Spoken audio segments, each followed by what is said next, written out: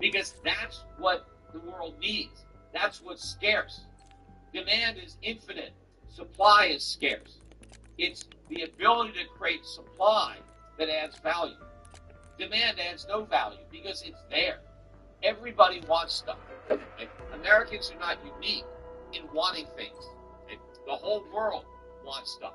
What's unique about Americans is we can get stuff without producing it, because the rest of the world is willing to live beneath its means to make it possible for Americans to live above their means. You know, I was looking at the farm prices that came out in December. We got the month-over-month increase, which was 5.3%.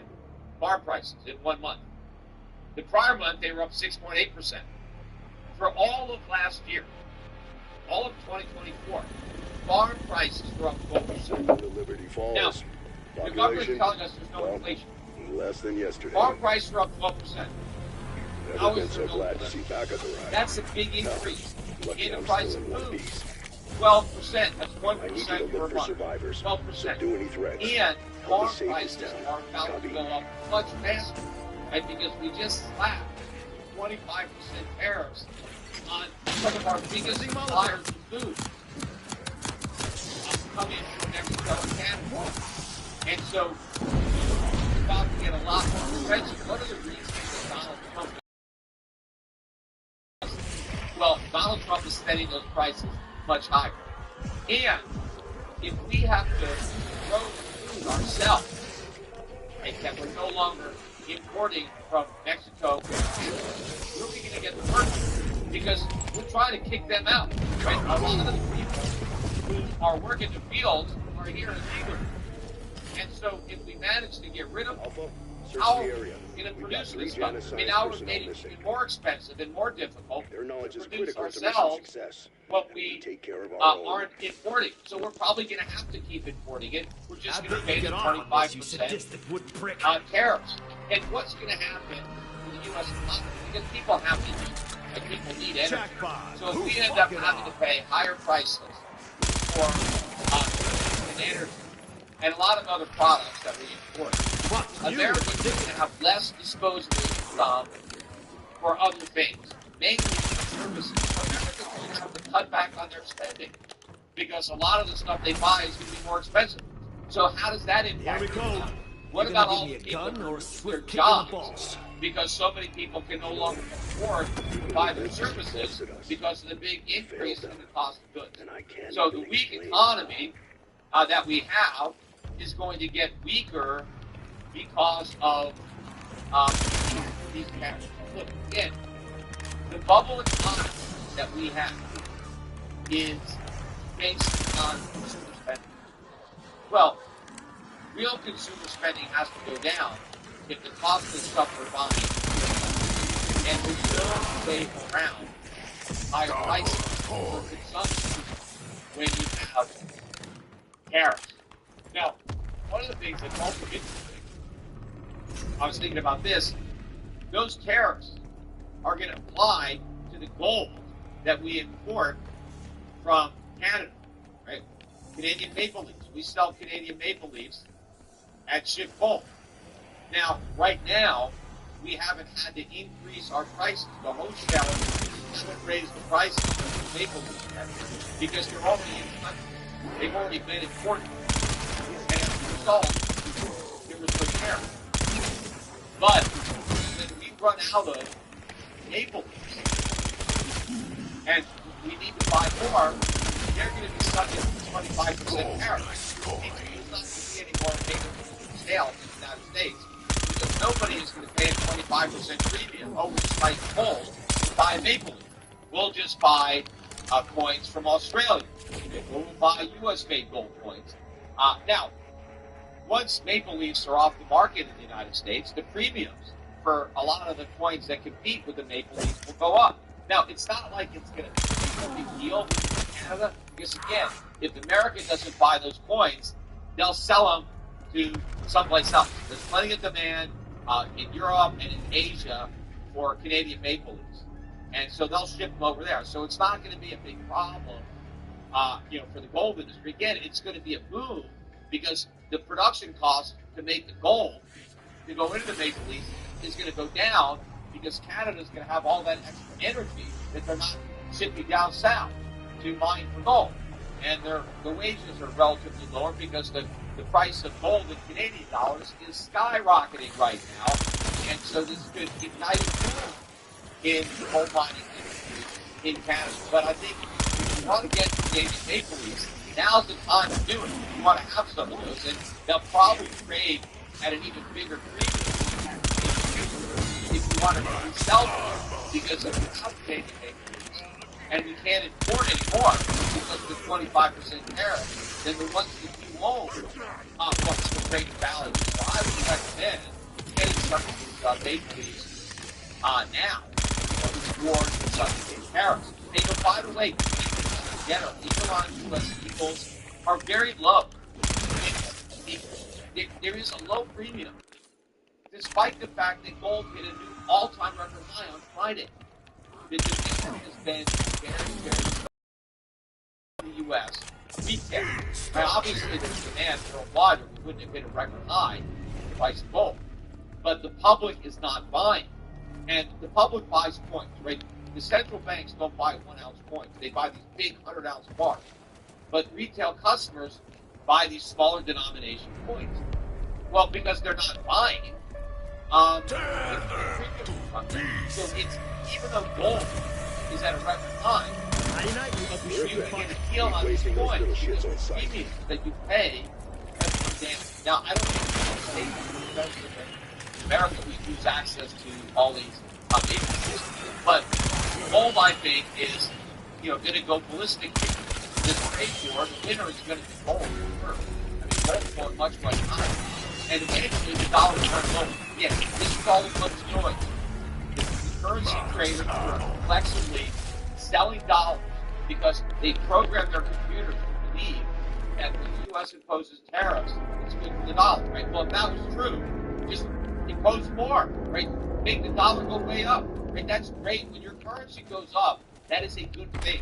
You are richer. You can buy more with your dollars. You don't have to export as much to pay for your imports. Everybody wants strong currency. Strong currency is good.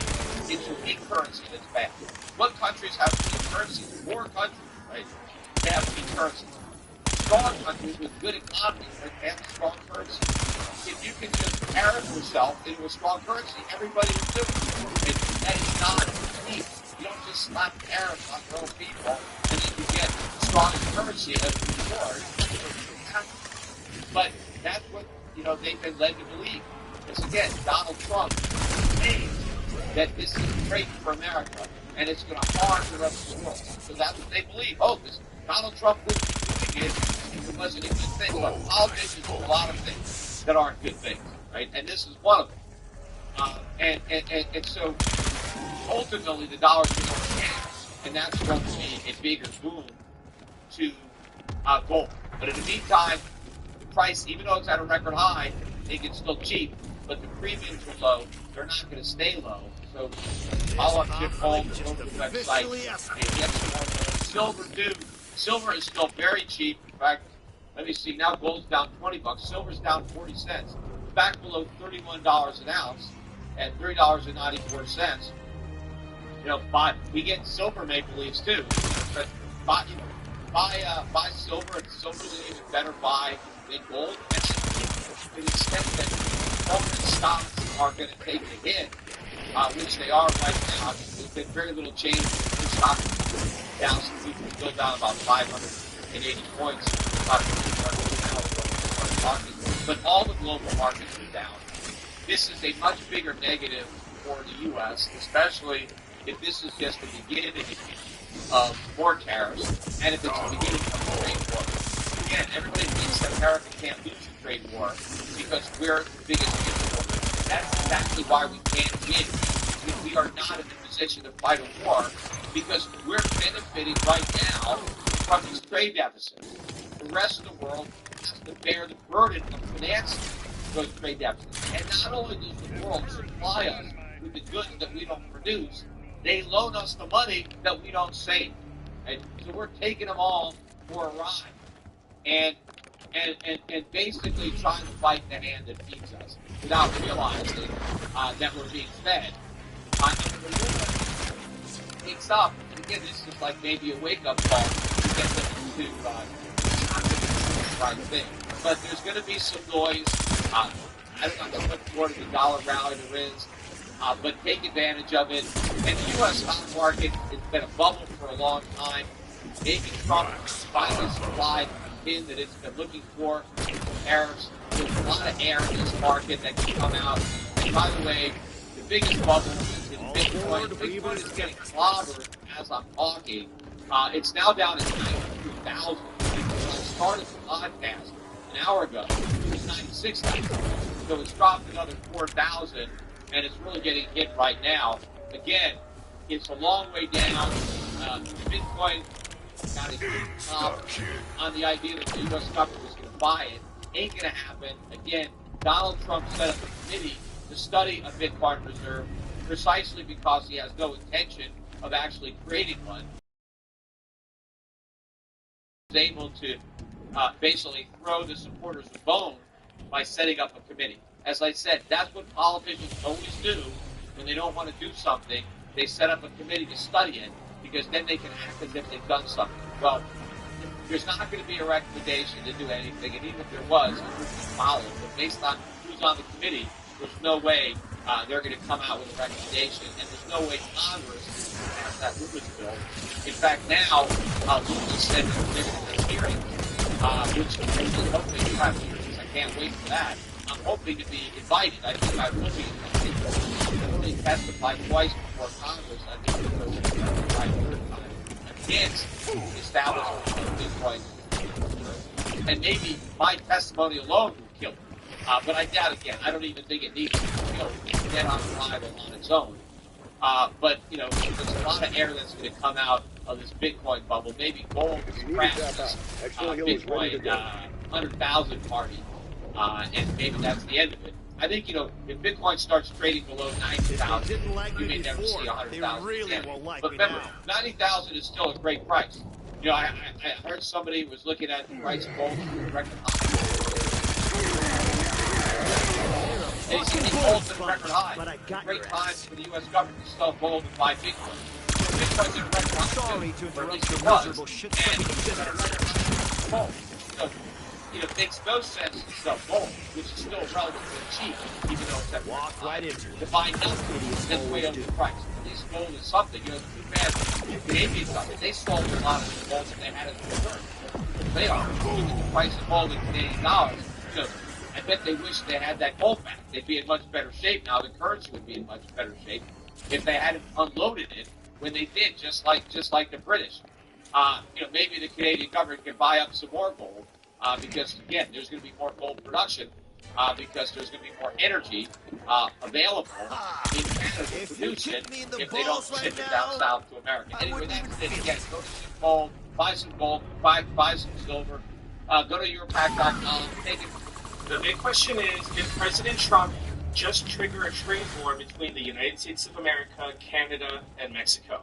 President Trump has now signed the 25% tariffs against Canada and Mexico to go into effect this Tuesday.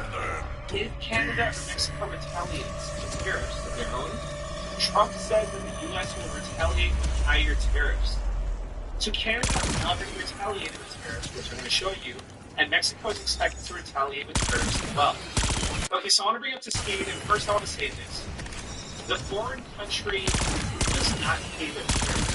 For example, if Walmart imports avocados from Mexico, it's Walmart that pays the tariff. It's not Mexico, it's not the Mexicans. So everybody knows this. President Trump knows this. It's very straightforward.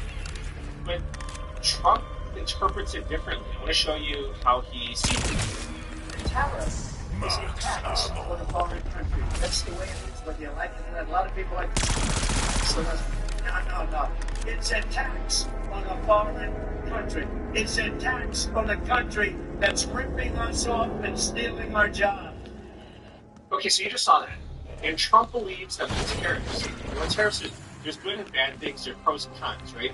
Trump believes that tariffs would provide a positive net effect. Like my plasma Americans produce economy, so please take a look. you're doing about 60% trade on that, 60% tariffs on that. You're talking, as you said, 100, 200% on things you don't really like. You're also talking about 10, 20% tariffs in the rest of the world.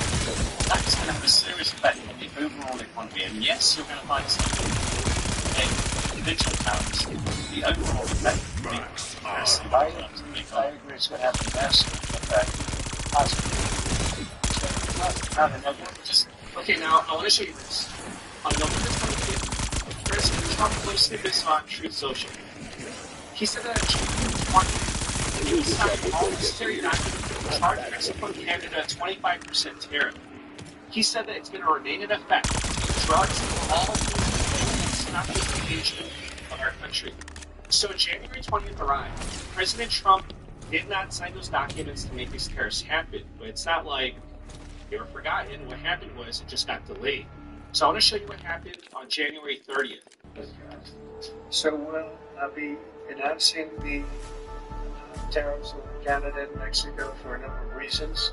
Number one is the people that have poured into our country so horribly and so much. Number two are the drugs, fentanyl, and everything else that have come into the country. And number three are the massive subsidies that we're giving to Canada and to Mexico in the form of deficits. And putting the tariff of 25% toward Canada and separately 25% toward Mexico. And we will really have to do that because we have very big deficits with those countries. Those tariffs may or may not rise with time. Oil is going to have nothing to do with it as far as I'm concerned. Oil has nothing to do with it. Okay, so what you just saw took place on January 30th, and then Mexico and Canada both responded. So here are the responses on January 31st. We're going to start with Mexico. Voy a iniciar comentándoles que por lo que sale hoy en los medios y la declaración de ayer del presidente Trump, informarle al pueblo de México, a ustedes, que tenemos una mesa de diálogo con el gobierno de Estados Unidos. Preguntas, si les parece. Amplía la transparencia, se protegen los datos personales y vamos a esperar, como siempre he dicho, con la cabeza fría, tomando las decisiones, estamos preparados y mantenemos este diálogo. So Mexico said that they're going to wait and see what Professor happens. Croft indicated the central object is somewhere in the host menu. Canada said The on January amulet should help 31st, you find it, President Trump's if going you to can determine how it works. Basic tariffs in Canada starting Why are there angry corpses everywhere we go? We don't know precisely what that would look like. It's on me. Any tariffs against Canada in response. Forceful, reasonable, immediate response. If the tariffs are implemented against Canada, we will respond. That's right, lads. Put Right. your backs The against tariffs are removed. our quarry lies beyond these so-called So again, walls and that was January 31st. Essentially, Canada said that if the United States of America, President Trump, personally tariffs Canada, the tariffs would retaliate the tariffs of their own against the United States of America. And then the next day, on February 1st, Saturday, Emanated President from Trump the signed external the field. tariffs against Mexico, Canada, and China. And then Generated Trump echo wrote this on from the the past. Today, there's 25% tariff on imports from Mexico and Canada, and 10% additional tariff on China. So President Trump was able to enact these tariffs by declaring a national emergency under the IEPA to protect Americans from the border crossing of drugs and illegal aliens. Now, it's very hard that you understand this. Within President Trump's orders, there's a retaliation clause. That means that if Canada, Mexico, or China, if they retaliate with tariffs of their own, then that means that the United States of America is just going to escalate the situation with even more tariffs. And here's So- me without my umbrella. I mean, you have the retaliation clause, but then the same date, February 1st, Canada said that they're going to retaliate with those tariffs. So please take a look. Tonight, I'm announcing Canada responding to last trade action. 25% tariffs against $155 billion. If there ain't any better ideas, I got my ears on. This would include immediate tariffs on $30 billion worth of goods as of Tuesday, followed by further tariffs on $125 billion worth of American products in 21 days' time. Welcome to the future, companies and supply chains to seek to find alternatives. Like the American tariffs, our response will also be far-reaching Your friends and are next. include everyday items such as American beer, wine, fruits, fruit juices, and orange juice, Do your worst. along with I'm range and trained to fire pretty much anything. and sugar. They range of consumer products like household appliances, Oh, yeah. furniture, Jackpot. and sports, I'm gonna put this thing to work. lumber, and plastics, along with much, much more. Okay, so that was Canada's response on February 1st, which was Saturday night. But also, Saturday night, Mexico says that they're going to be retaliating as well. The Mexican president said that they're going to implement tariff and non-tariff measures to protect Mexico's interests. And also, China's Commerce Ministry said on Sunday, February 2nd, that they're going to file a lawsuit against the United States of America and the World Trade Organization. So they're saying that these tariffs are a violation of international trade. Now, I want to show you the products that you see become affected by all of this. The prices are not expected to rise overnight, but as soon as a few weeks. These are top 10 U.S. imports from Mexico. So there are cars, trucks, auto parts, computers and accessories, oil, all sorts of equipment and machinery. Mexico supplies 20% of U.S. agricultural imports. And here you can see the products in Canada. You heard Trudeau mention some of the products, but here are the top ones. So $108 billion in oil and petroleum products. Also cars, trucks, auto parts. We're talking about metals, minerals, timber, to agriculture. And of course, look at China. Everything from cell phones, electronics, and clothing. I mean, if your iPhone is made in America, absolutely not. They're made in China. Okay, so if we continue down this path, we're talking about a full-blown trade war. President Trump is saying that the European Union, the EU, is next. But the big question is, are we headed down that path? Or is this a negotiating tactic? Because this could be a negotiating tactic. For example, it's like the government shutdowns. When the politicians disagree, they argue, and the government actually shuts down for a short period of time. But that causes to come to the negotiating table to just hash it out, to settle what each side wants. So we'll see if we're straight or this is just please tell me what you think. I look forward to reading your comments. Thank you so much. Please subscribe, and I'll keep you. Thank you, everyone, for coming. We must put Canada first. And that is why common sense conservatives condemn President Trump's massive, unjust, and unjustified tariffs, which will damage both American and Canadian economies.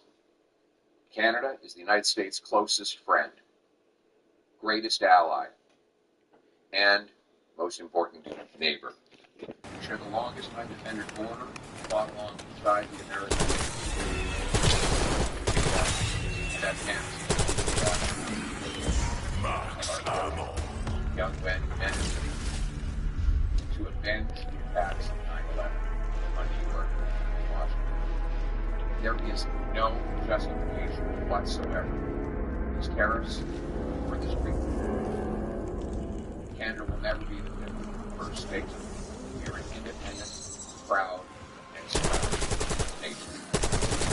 I'd like to speak first to our friends. You are we share the longest undefended border in history. We buy our products, and we buy yours. Have a great products with us. Get stuck here. And better, because we buy our oil and our gas. Not because Canadian, but because we're taking dumb decisions to prevent us from exporting oil to any other countries. But either way, Americans are better off with this friendship. We share a continent. We share the same risks and the same potential enemies around the world. Enemies can metastasize as we saw suddenly unexpected. On 9/11, with my friends, with these sorts of things happen. And then we ask my friends this question: even if you believe in terrorism,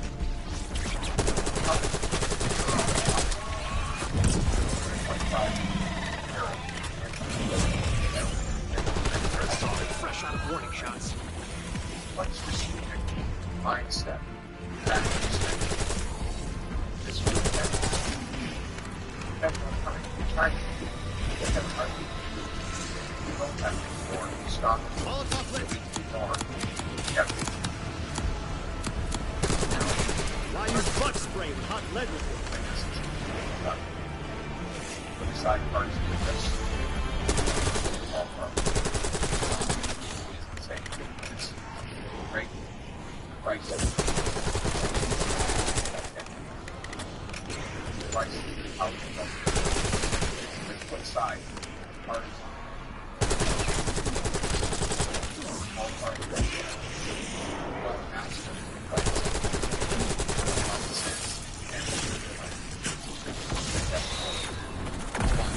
Now that's fucking crowd control. Carefully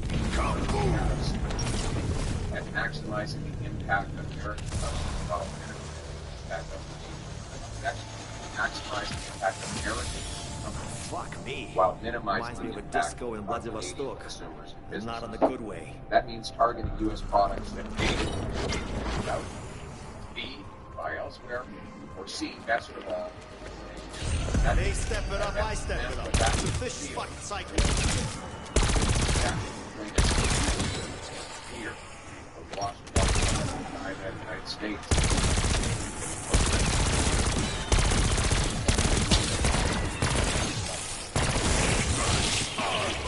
Tariffs must not be a tax grab.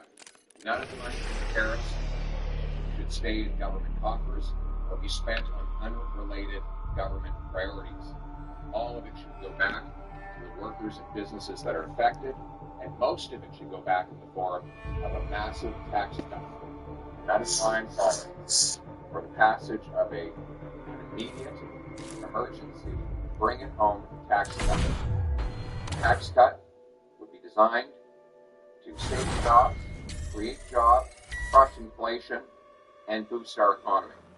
We need to cut taxes on work, investment, energy, home building, and making stuff at home. Let's start by axing the liberal carbon tax and the liberal capital gains tax hike. They should be the first from the chopping block. 4, we must immediately scrap the liberal anti-energy law 269 and greenlight job-creating projects now. That includes LNG plants, pipelines, mines, factories, port expansions, so that we can get our products to overseas markets without going through and profiting the United States. It was insane for us to block our industries before this crisis. It is a fatal mistake.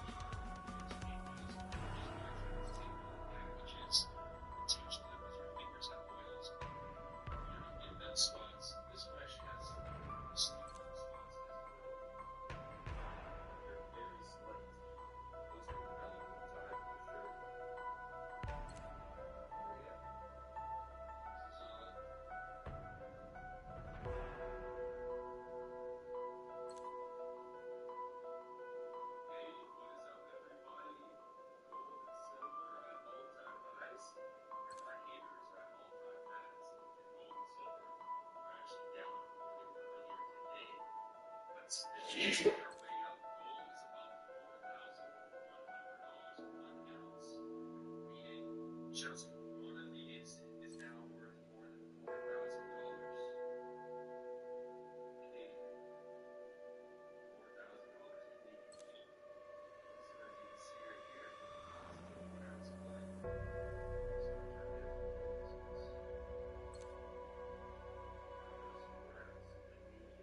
Right there. All three of these are Canadian maples.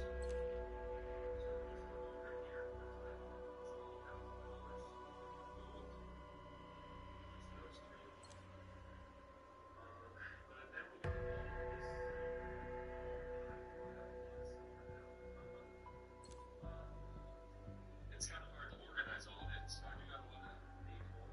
These are not worth $4,000. These are only worth about $46 a piece, a little bit less. But given this year, there's a really decent chunk of money right here. Don't get me wrong.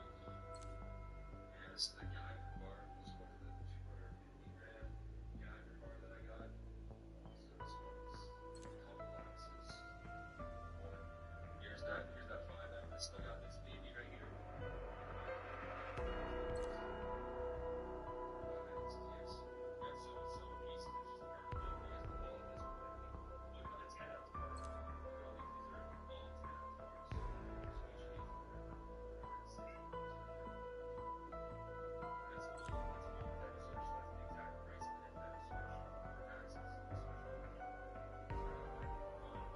better switch.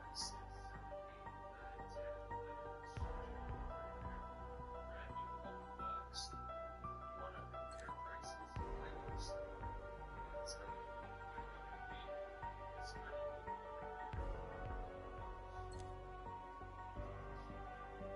here. Let's check out this baby right here. This one's starting to get the spots. So exactly the same.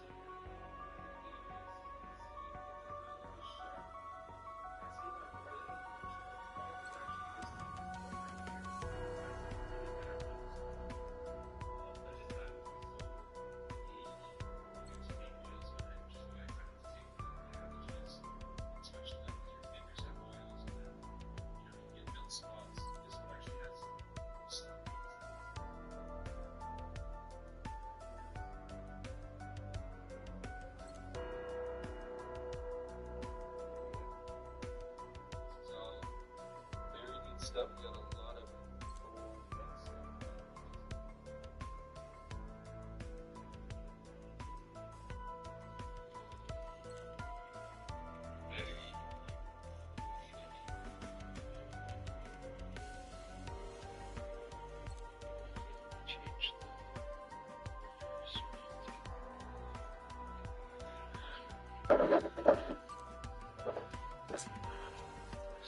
Now, no longer do we tolerate special interests, politicians, and worst of all, corporate lobbyists who profit by shutting down industries, blocking resources in Canada while profiting off them in Brazil, the Middle East, China, and elsewhere.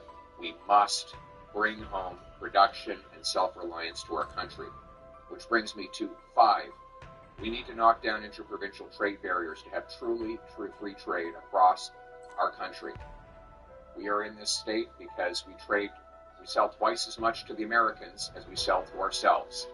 These interprovincial barriers are destructive, they kill jobs, they drive up consumer prices, and they cost the average family $6,000 a year. Let's knock them down, and let's be a truly free trading economy ourselves. 6, we must rebuild our military and take back control of our borders to regain the confidence of our partners, assert our sovereignty, protect our people, and put Canada first. Let us be clear. Our border needs to be taken back into our control, not to please the president, but to protect our own people. The fact that we have 20,000 to 500,000 people here illegally, according to lost 47,000 people to fentanyl overdoses should never have been allowed to happen. We must secure our border to stop the guns that are killing our people. 85% of gun crime is done with illegal guns smuggled over the border. We must secure our border, again, to protect our own people and save the lives of our own children. We must rebuild our military to protect our sovereignty, assert our strength, and keep our nation strong and free. Finally, we must lock arms with American economic interests that favor Canada, the workers and businesses that depend on trade with Canada should be marshaled to pressure the administration to back down. We must go to key states that will be up for grabs in the congressional elections 2 years from now, and let their congressmen and senators know that they will be running on a bad economic record if refinery workers have lost jobs because Canadian oil can no longer make it to it, or if young families can't buy homes because lumber is even more expensive for home builders, or families that are already suffering from inflation are paying more for gas because our energy has become more expensive due to American tariffs. We must lock arms with all of those economic interests in the states to build an American coalition against the tariffs and in favor of free trade between our two great countries. As always, we will stand strong with growing confidence. We are the second biggest landmass in the world, 41 million brilliant people, the third biggest supply of oil, fifth biggest supply of natural gas, biggest supply of uranium and potash. We have not 1, 2, or 3 countries now. You can include the Great Lakes. We actually have more hills than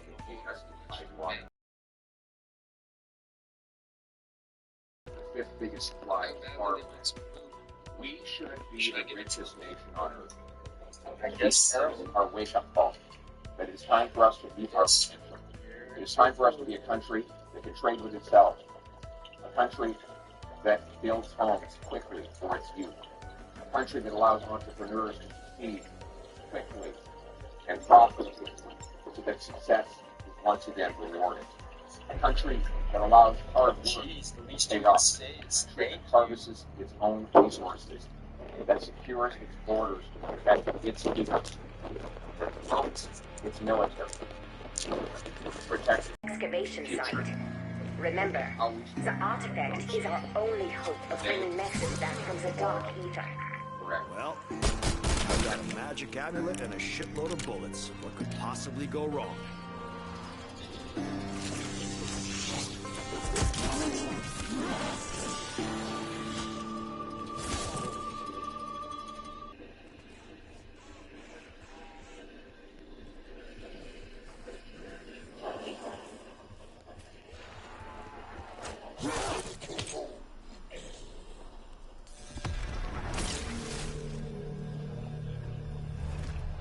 That's right, lads. Put your backs into it. Our quarry lies beyond the so-called door to nowhere, which I admit does sound very strange. As sure as my name's Sir Archibald Thornton Smythe, a shiny headley to the lucky blighter who finds that door first. That transmission emanated from the Obscurus Ultilium. I believe the amulet somehow channeled an echo from the past. If it keeps doing that, we better play something useful. Ah, this one just keeps coming, doesn't it? And we appreciate the hard work of a lot of people who put out. We appreciate the cooperation from That place has been shunned by locals for years. Even the Syndicate avoids it. Some say it rains blood there. And here's me without my umbrella. They're safe in there with their families. That was the Secretary of State Rubio is in Panama right now, and Panama Stuck kid. to violate the agreement.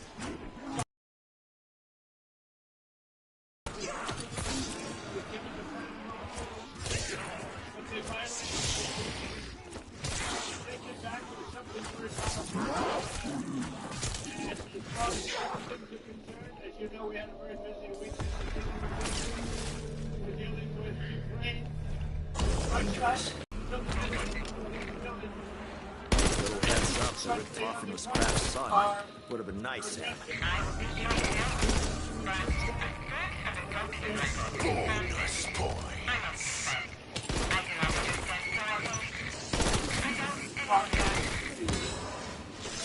Yes, I still got it.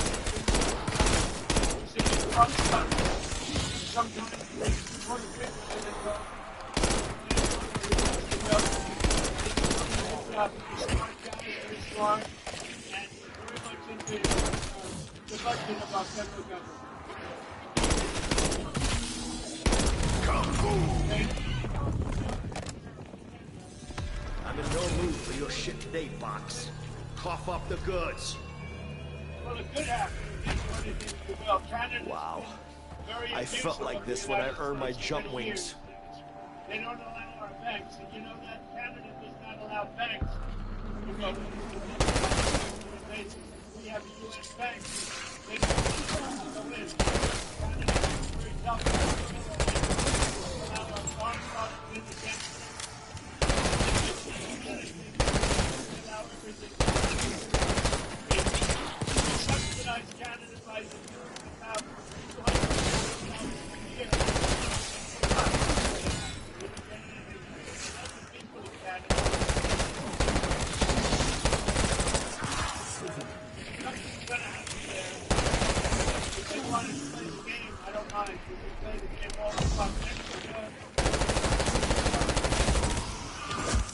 Max armor. Any day now. Are we waiting for these rotten meat sacks to have a change of heart? And we're not going to allow that. And by the way, we've got our border, the lowest number of ships by administration.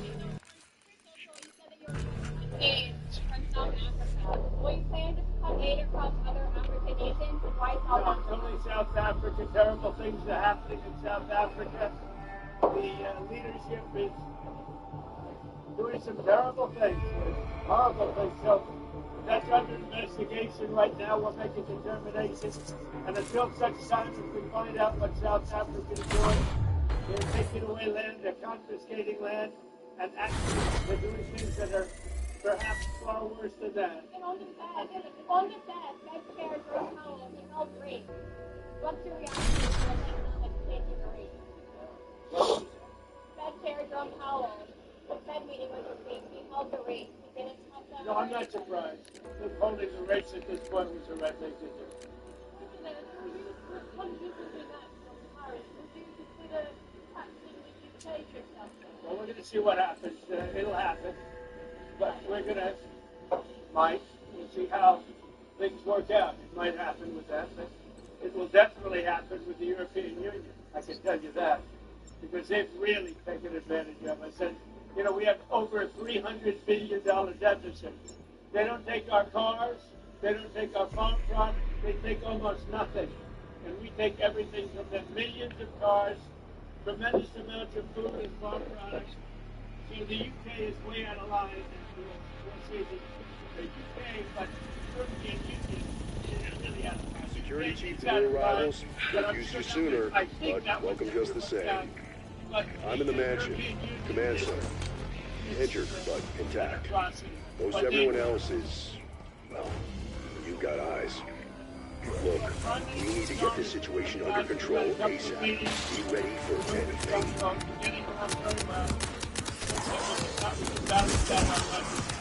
The European Union is $350 billion deficit. So obviously something's going to take place.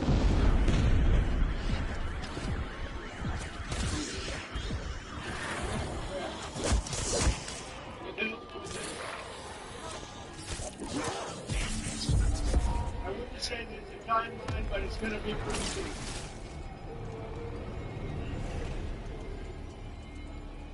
No, I'm not Search the area. We've got 3 Janet Science personnel missing. to understand Your that. knowledge is critical to mission success. We take care of our own. Double Every points. country is one. We have deficits with almost every country. Not every country, but all. so I can actually add the things Up close and fair. Everybody, we help everybody, we've been helping everybody. I can now do wield these pistols, which is pretty cool. Change that. We have to focus on our country.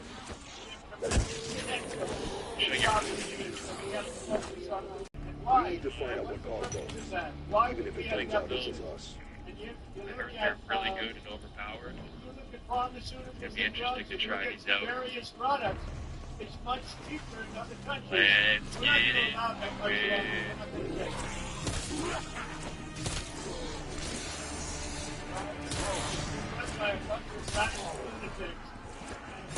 That's like God.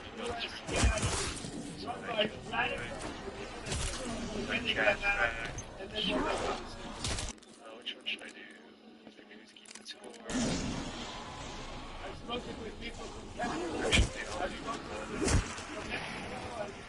I've spoken to a lot of other people. Wonder Bar. Speaking with Prime Minister Trudeau, policy. Also speaking with Mexico tomorrow morning. I don't expect anything very dramatic. You put tariffs on, they owe us a lot of money, and I'm sure they're going to pay. Let's go fast. About what? I'm not going to get my daily challenge. I don't think troops will be necessary in Panama. What Panama has done is terrible financial security for this part of the world. And 70% of the signing of the Panama Canal was written in Chinese. It's not right. It wasn't meant for China. It should have never been made. The deal was a ridiculous deal. We lost 38,000 people building the Panama Canal. One of the great wonders in the world. 38 was the most expensive project ever built by this country to take it forward. The most expensive project ever built. We lost 38,000. And what happened? Let's get into it. China owns it all. It's not going to happen. We're not going to let that happen. We have national security concerns. And they wouldn't let it happen either. Mr. President,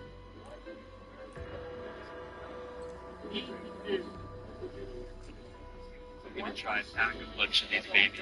the balance out there, Grace, number one, that's got to stop people from pouring into our country. We stopped it. They haven't stopped it. We stopped it. We have to stop people from pouring in, and we have to stop fentanyl, and that includes China. Fentanyl has killed this year at least 200,000 people. It's pouring in from China to Mexico and Canada, and they've got to stop it. And if they don't stop it, the tariffs are going to get worse. A lot. So I think it's the first DNA quality right there. My first time playing in 1440p. So let's see how good it is on my laptop. Hopefully the laptop can handle it.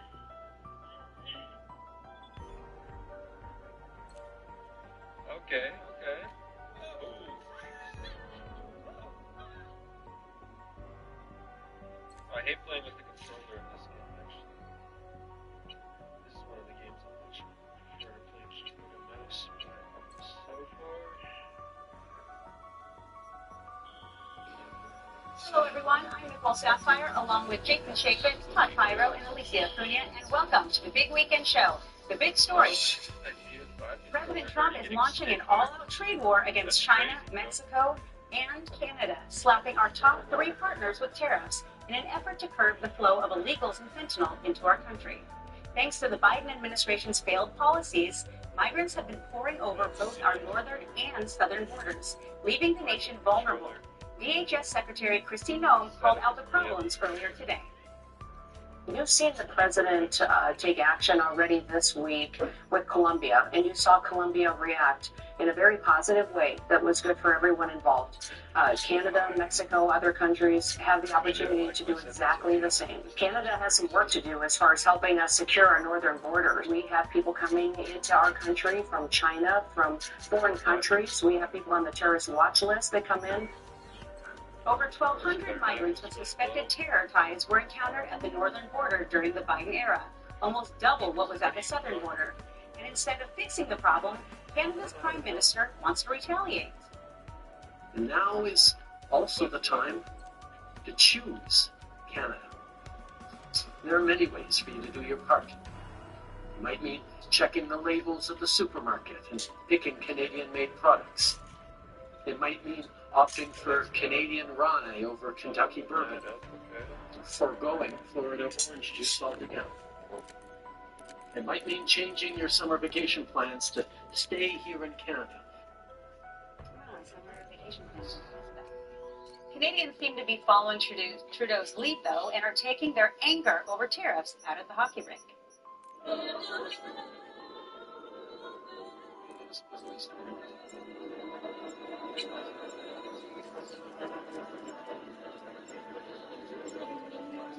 And of course, President Trump is firing back, writing on Truth Social today that, quote, Canada ceases to exist as a viable country. Harsh but true. Therefore, Canada should become our cherished 51st state.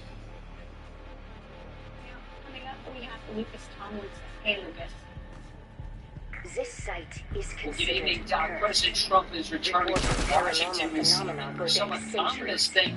These new tariffs could raise some prices across the United States, something the president himself acknowledged in a post on Truth Social, saying, I've got a magic amulet and will there be some pain? Yes, maybe, and maybe not. But we will make America great again, and it will be all worth the price that must be paid. Here's Vice President Xi Jinping's earlier Sunday morning futures. We still have, thank God, the biggest economy in the entire world, the best people and the best workers, but the message from President Trump to the entire world is very clear. We are done being taken advantage of, and we have a president who looks out for the interests of American citizens. Senate Democrat Chuck Schumer says Super Bowl parties this year, beginning in Fox and Force, could be more expensive this year.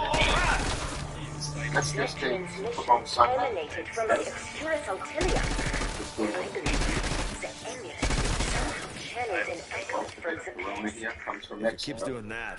Better play something. Your guac. Because what is guacamole? No, avocados. Both from Mexico. Earlier on, Fox and Premier of British Columbia is calling for caught on alcohol from drug states. When an action like this is against our country, we have to fight smarter. We target specifically the decision makers that are supporting this trade action against Canada. I want to work with the president on fighting transnational organized crime. Let's get back to that. And here's me without my umbrella. Tomorrow, President Trump meets with Israeli Prime Minister Benjamin Netanyahu at the White House. That's his first for the foreign leader at the White House since returning to office. Next week, Jordan's Chuck Schumer arrives at the White House. Tomlinson in West Palm Beach, Florida. Thanks so much. All right, guys. Well,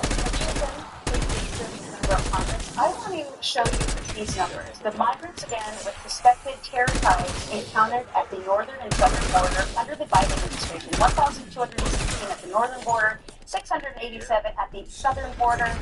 You know, we're less than 2 weeks into President Trump's There ain't any better ideas. presidency. Do you I think got these my tariffs ears are going to Yeah, Canada's got to do their bit. Look, they got about 41 million people. We got 330 million people. You want access to our markets, you got to protect your border.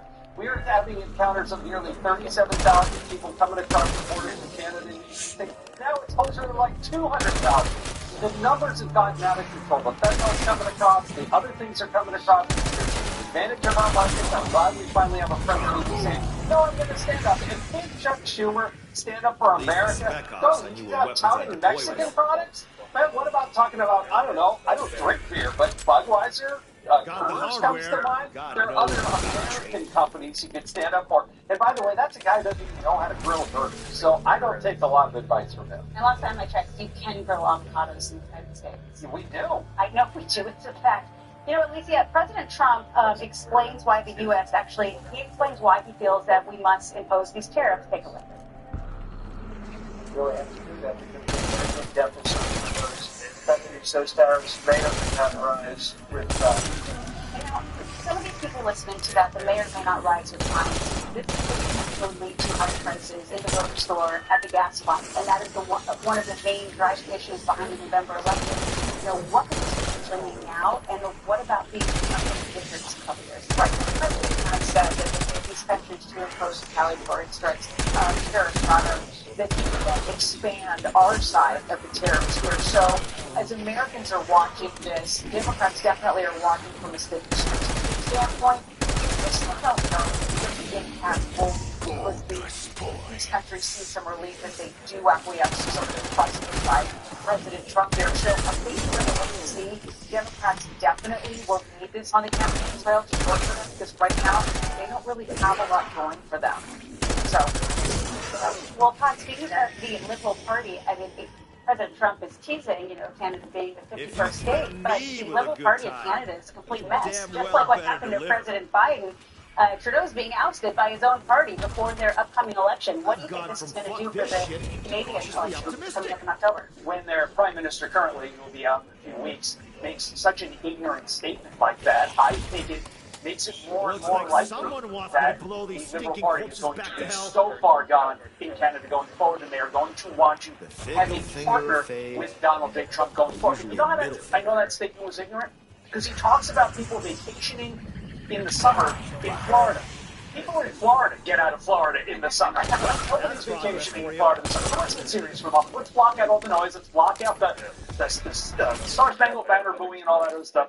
What Mexico and Canada are fighting for is to continue to allow illegal fentanyl and legal aliens to come into our country. At its core, that's what they're fighting for. So you have to take a step back and say, why would they fight for the destruction of our country so much? Because if they just did the right thing and said, okay, we're going to close up shop, no more fentanyl, no more illegal aliens coming to your country, these tariffs go away. So we need to block out all the noise and realize fundamentally Trump is trying to save American lives. And before I conclude, Charles Gasparino, our colleague, made a really good point when it comes to Mexico. He said, the tariffs are the light way that Donald Trump's going about this. Because if Donald Trump really wants to lay the heavy hand of America down on him, he will send the Navy SEALs in to destroy the cartels, and they'll be done in 3 days. So, tariffs, not that bad at first look. Well, Trudeau actually admits that there is an immigration problem, that he is going to be admitting that his own failed immigration policies and asylum policies, which has led to this massive influx of migrants into his country, where they have all of these missing people from student visas. They get these easy visas, and now they're not even going to school anymore, and they're just coming into the United States where we don't even know why. It will be admitting his own policies have failed. Can I just add that Justin Trudeau, I really don't care what he thinks. He's irrelevant at this point. You know who loves this? Americans love it. People that make their goods in America, they are better off. That's what Donald Trump said he was going to do, and that's what he's doing. All right, well, turning now to Democrats, because they're also lost, and apparently new leadership isn't going to help them find their way. You're watching The Legal Breakdown, but we have a rare glimmer of good news here, and this comes in a backdrop of Donald Trump's DOJ insisting that the acting FBI director, Brian Driscoll, fire a number of agents who were involved in these January 6th prosecutions. But that's not what he actually did. Can you explain what happened? Yeah, Brian, it looks like the resistance from within Donald Trump's own executive branch is building. The acting director of the FBI, Brian Driscoll, who is pretty widely known to be, pretty conservative. And let's face it, Donald Trump has made him acting director of the FBI when the White House, when the Department of Justice said, first of all, we are looking to push out, to fire, retire in the country. Some of the top executives, the upper echelon of the FBI, 8 people in particular, the new reporting is a number of them did self-select. They retired. They ran away before they could be taxed. But here is the really important part, and I want our viewers to hold fast to this because it's a really good development. The Department of Justice, at the White House's urging, told acting director Driscoll, and we want the names of the 1,000 or more agents who worked on J6 cases and a couple of other cases. And so, reportedly, Driscoll is resisting. He's saying, no, because Brian, let's remember, One on the These head. attempted fires. Spoiler. The head's all you need. Are guns. There are procedures in place at the FBI, as in every agency. When you can terminate somebody, there has to be it has to be performance-based. There are hearings. There is due process, this court said, before you can fire somebody from the federal government. And the Trump administration is ignoring and violating all of it. So here is the one thing I want to read from the brand new ABC News reporting. This is a message that reportedly is being circulated by FBI agents within the FBI describing how Acting Director Driscoll is standing up to the Department of Justice and the White House. Quote, bottom line, DOJ came over and wanted to fire a bunch of J6 agents. Driscoll is an absolute stud, held his ground, and told White House proxy DOJ to F off.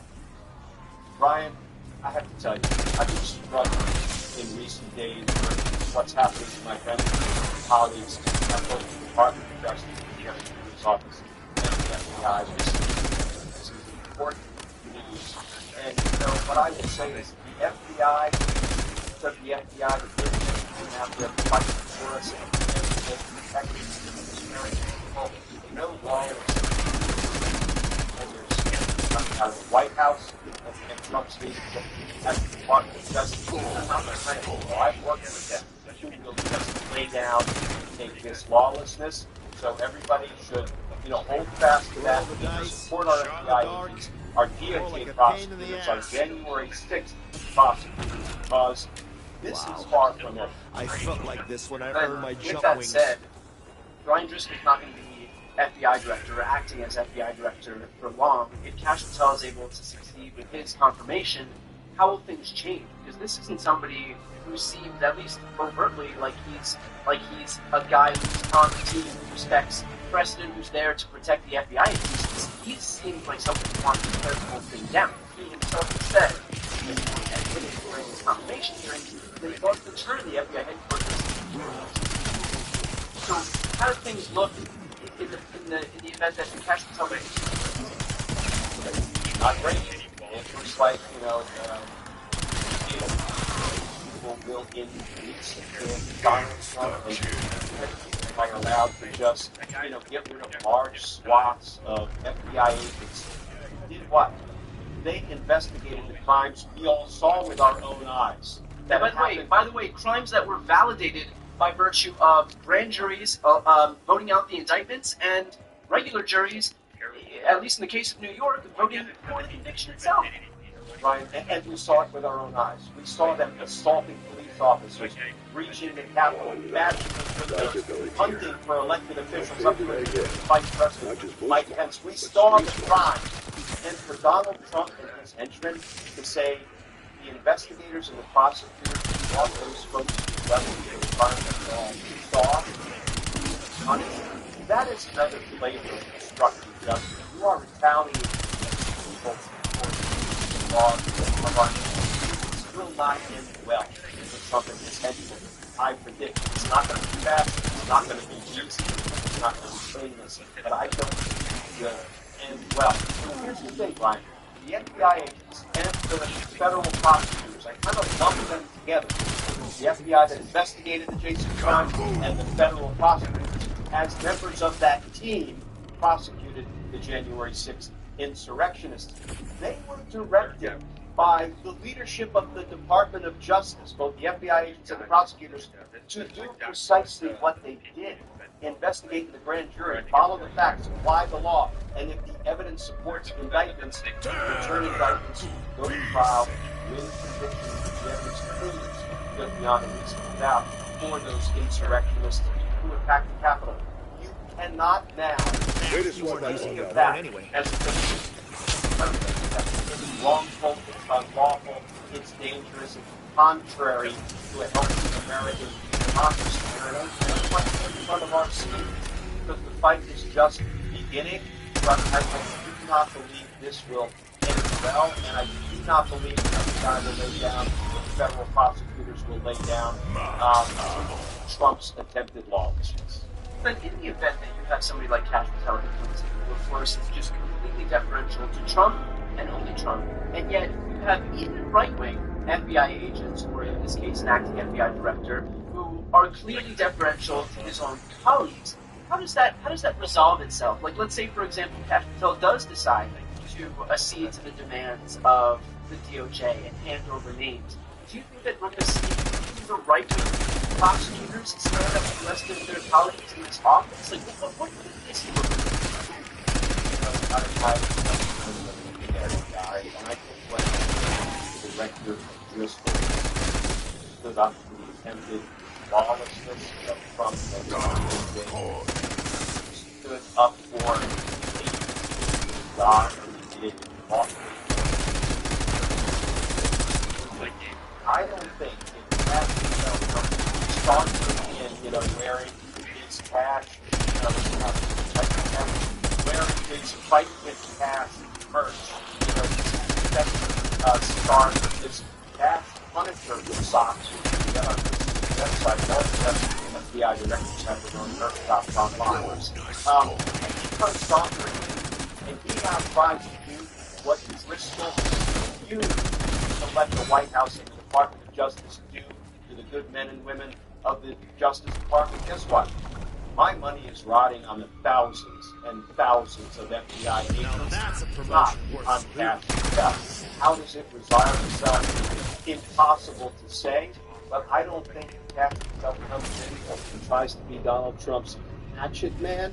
The FBI agents are going to lay down and take it. I think at a minimum, they're going to flood the courts with winning wrongful termination suits because they have not been given the due process the Supreme Court said they're entitled to before being terminated, and they're not going to win this in the long run. There's going to be a lot of pain and angst and confusion in the short run, which is exactly what Trump is trying to do. He was 1 million strong civil service employees. But I don't think it's going to turn out well for Let's finish off with this. Notice Brian Driscoll wasn't fired as acting director of the DOJ in its request for his names. Why do you think that was? Knowing that this is an administration that values loyalty, fealty to the guide above all else, why can they suffer this very public rebuke, which has gotten a lot of media attention, and still not go down the route of just purging the FBI? It's a great question, but it may be one of timing, Brian, because whereas acting director Driscoll is standing up for the men and women of the FBI against... This is Democracy Watch. Mark, we've got some alarming news here. The highest-ranking career official at Treasury, and the guy who was previously serving as the acting Treasury Secretary, is now out after a clash with Elon Musk and his allies because they wanted access to sensitive payment systems that distribute about $6 billion in U.S. government payments. So this is basically all the money that goes out of our government into the hands of the folks where it gets distributed, whether it's programs and whatnot. What looks on its face like pretty startling news in that the guy who is managing these systems is out, and Doge, Elon Musk's is now in, trying to get access to the system for the money. Shocking. I mean, I never tried a couple of levels. The first is, this guy who is now hired. I mean, this is the guy who knows how to make sure the Treasury Department runs. The Treasury Department is one of the most important agencies and departments in the world. It not only oversees the payment process, but it oversees literally, a lot of how the U.S. economy winds up working. And so, just the fact that a guy with that much experience, who has been around the Treasury Department all these years, suddenly resigned, tells you something really bad is happening. But it was why those who want access to the U.S. opinion. One is that they're trying to cut off the flow to certain parties. Now, this is important because remember, it's not right to and then the president tried series of ways to test that Donald Trump can control whether or not funds are distributed or not distributed to various federal grants, funding, how it's U.S. Congress. So, having been frustrated with their efforts to block this through OMB, one wonders if they're now trying to find another way of blocking it through the actual mechanism. Of course, the only other problem is that why you would want to control the payment process is not to stop funds from going out, but you would want to direct where the funds go. Right. And, you know, you can only imagine what kind of trouble could be done there. I mean, I want to dig into that part a little bit of it, because we already know that the Trump administration is especially interested in blocking payments to recipients that they don't want to fund anymore. They've already tried to do it to programs like Medicaid, to Meals on Wheels, a lot of these programs that the poor, who the Islamist of the world, the Donald Trumps of the world don't care about, rely on to survive. But if you have other recipients, we'll just say, who might want funds from the federal government, but the oversight, all of the controls are other Trump lackeys, then what bulwark is there to prevent from abuse happening? Yeah, again, we tend to focus on this as we should about what does this mean for the poor, what does this mean for the most needy. What does it mean for the billionaires, right, and the large multinational corporations bow down or not? Right? What does it say if you are a major defense contractor? What does it say if you are a major contractor to the federal government that provides, say cloud computing services, right, or space services?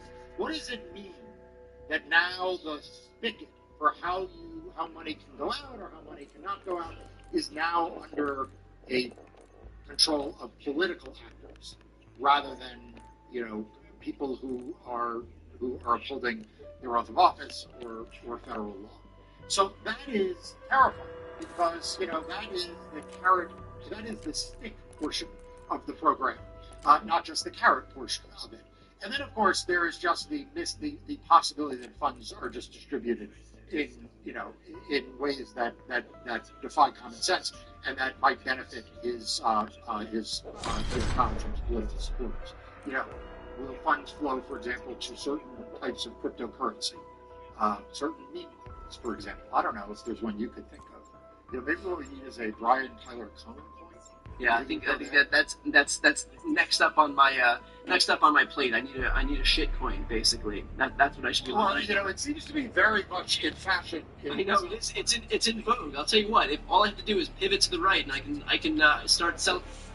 Donald Trump is on a tariff-imposing frenzy. After slapping Professor Kraft indicated the Sentinel artifact is somewhere in the tunnels below you. The amulet should help you find it, if you can determine how it works. Well, I've got a magic amulet and a shitload of bullets. What could possibly go wrong?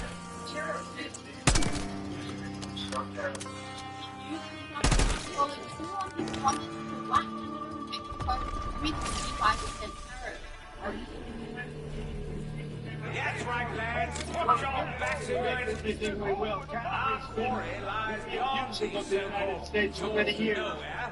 They don't allow banks. Did you know that Canada does not allow As sure as my days are Archibald Thornton slide, a shiny headlight to the lucky blighter who finds that door fast. Translation emanated from the obscurus ulterior. I believe the amulet somehow channeled an echo from the past. If it keeps doing that, better play something useful. About $200 billion Yes, I still got and it. for what? What are we going to have? I love the people of Canada. I disagree with the leadership of Canada. And something's going to happen. But if they want to play the game, I don't mind. We can play the game all they want. Mexico We've had very good progress, and this is retaliatory. This is retaliatory to a certain extent. Millions of people flown into our country through Mexico and Canada, and we're not going to allow that. This commentator saying Trump understands the leverage and that's exactly That place has been shunned by locals for years. Even the syndicate avoids it. Some say it rains blood there. And here's me without my umbrella. in charge, the game has changed. If they want to play hardball, Trump is ready to make them feel leadership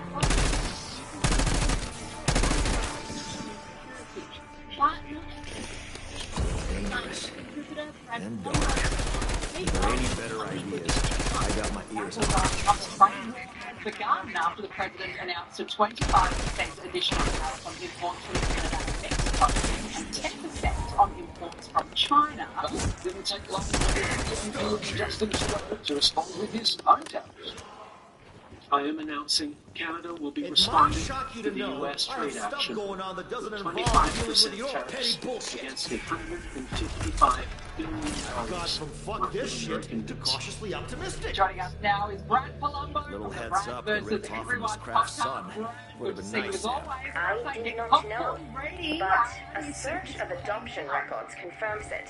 Well, I it's must going to be confess, dramatic. I do not That's for understand sure. parenting. I'm actually I really doubt worried anyone does. about where this is going. I'm not sure if the trade war was good for anybody.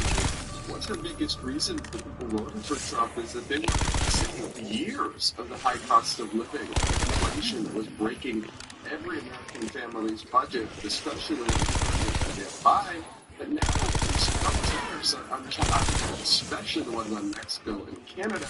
They'll make cost of goods and services go up for Americans. Trump even kind of admitted that because he put a lower tariff on energy imports. You don't want the price to go up too much, which is implicitly admitting everything else, from stuff to electronics to chemicals to transportation equipment and beyond. It'll get more expensive because of these tariffs. So as a negotiating tool, it has worked sometimes in recent memory even, but as a broad-based economic measure, I'm worried they're going to hurt many of the same people he's trying to help. But pushback, Trump is pushing ahead with his plan. Threatening mainstream media to distract from his measures. About fucking time someone dealt me a winning hand. Wall Street Journal hedge fund is only against them because these people or entities are controlled by China or other domestic company. Got the hardware. God knows I've got the training.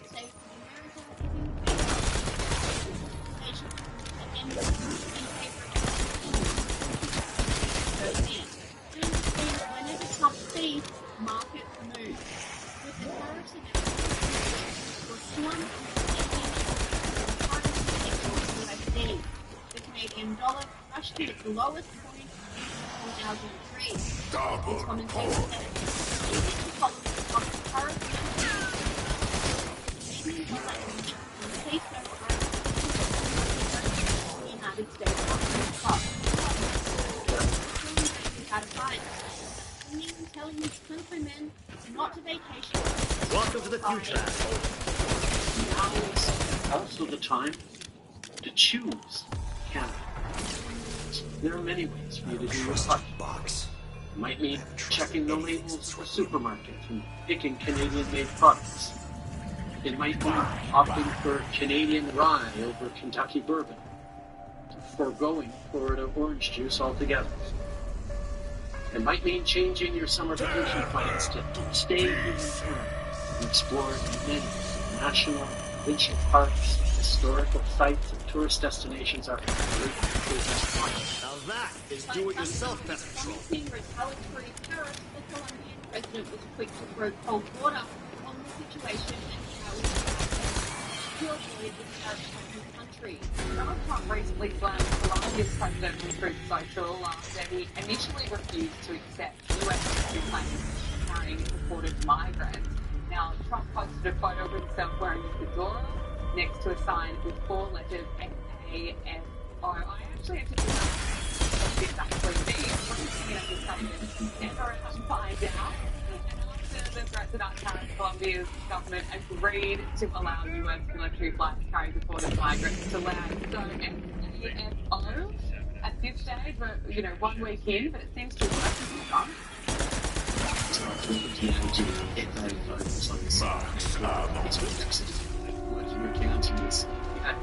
Flags that were all forced to Colombia full of illegal migrants and Colombian heritage. The Colombian president says that we're going to want tons of flights at the time. And he goes, no. We must put Canada first. That is why common sense conservatives condemn President Trump's massive, unjust, and unjustified tariffs, which will damage both American and Canadian economies. Jerk me around. Canada is the United States' closest friend, greatest ally, and, most important, neighbor. We share the longest undefended border, fought alongside the Americans in 2 world wars. Someone sat down your rough edges. Where we lost 158 of our brilliant young men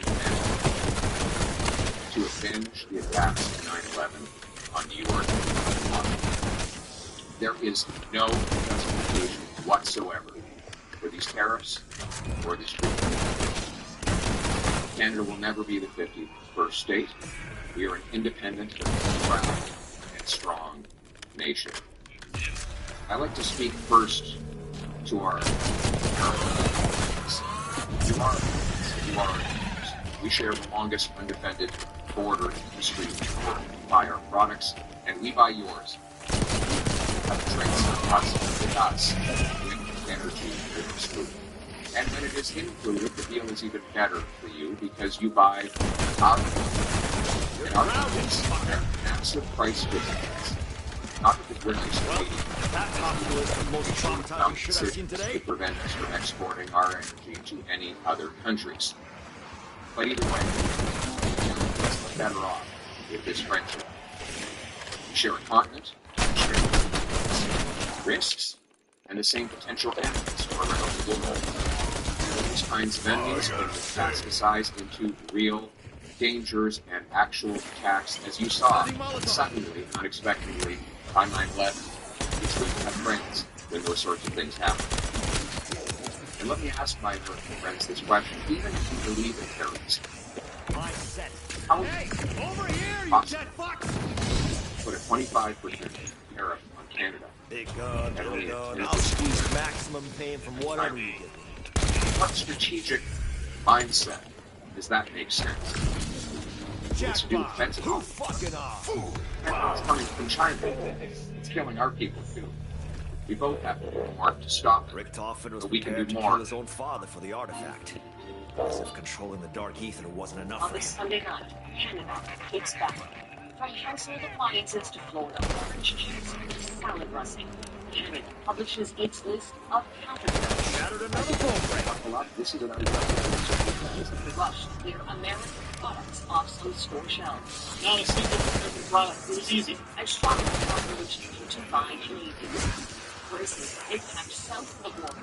As lawmakers there worry about benefits to Americans about $3,000 admission price range falls up to $10,000 and trucks.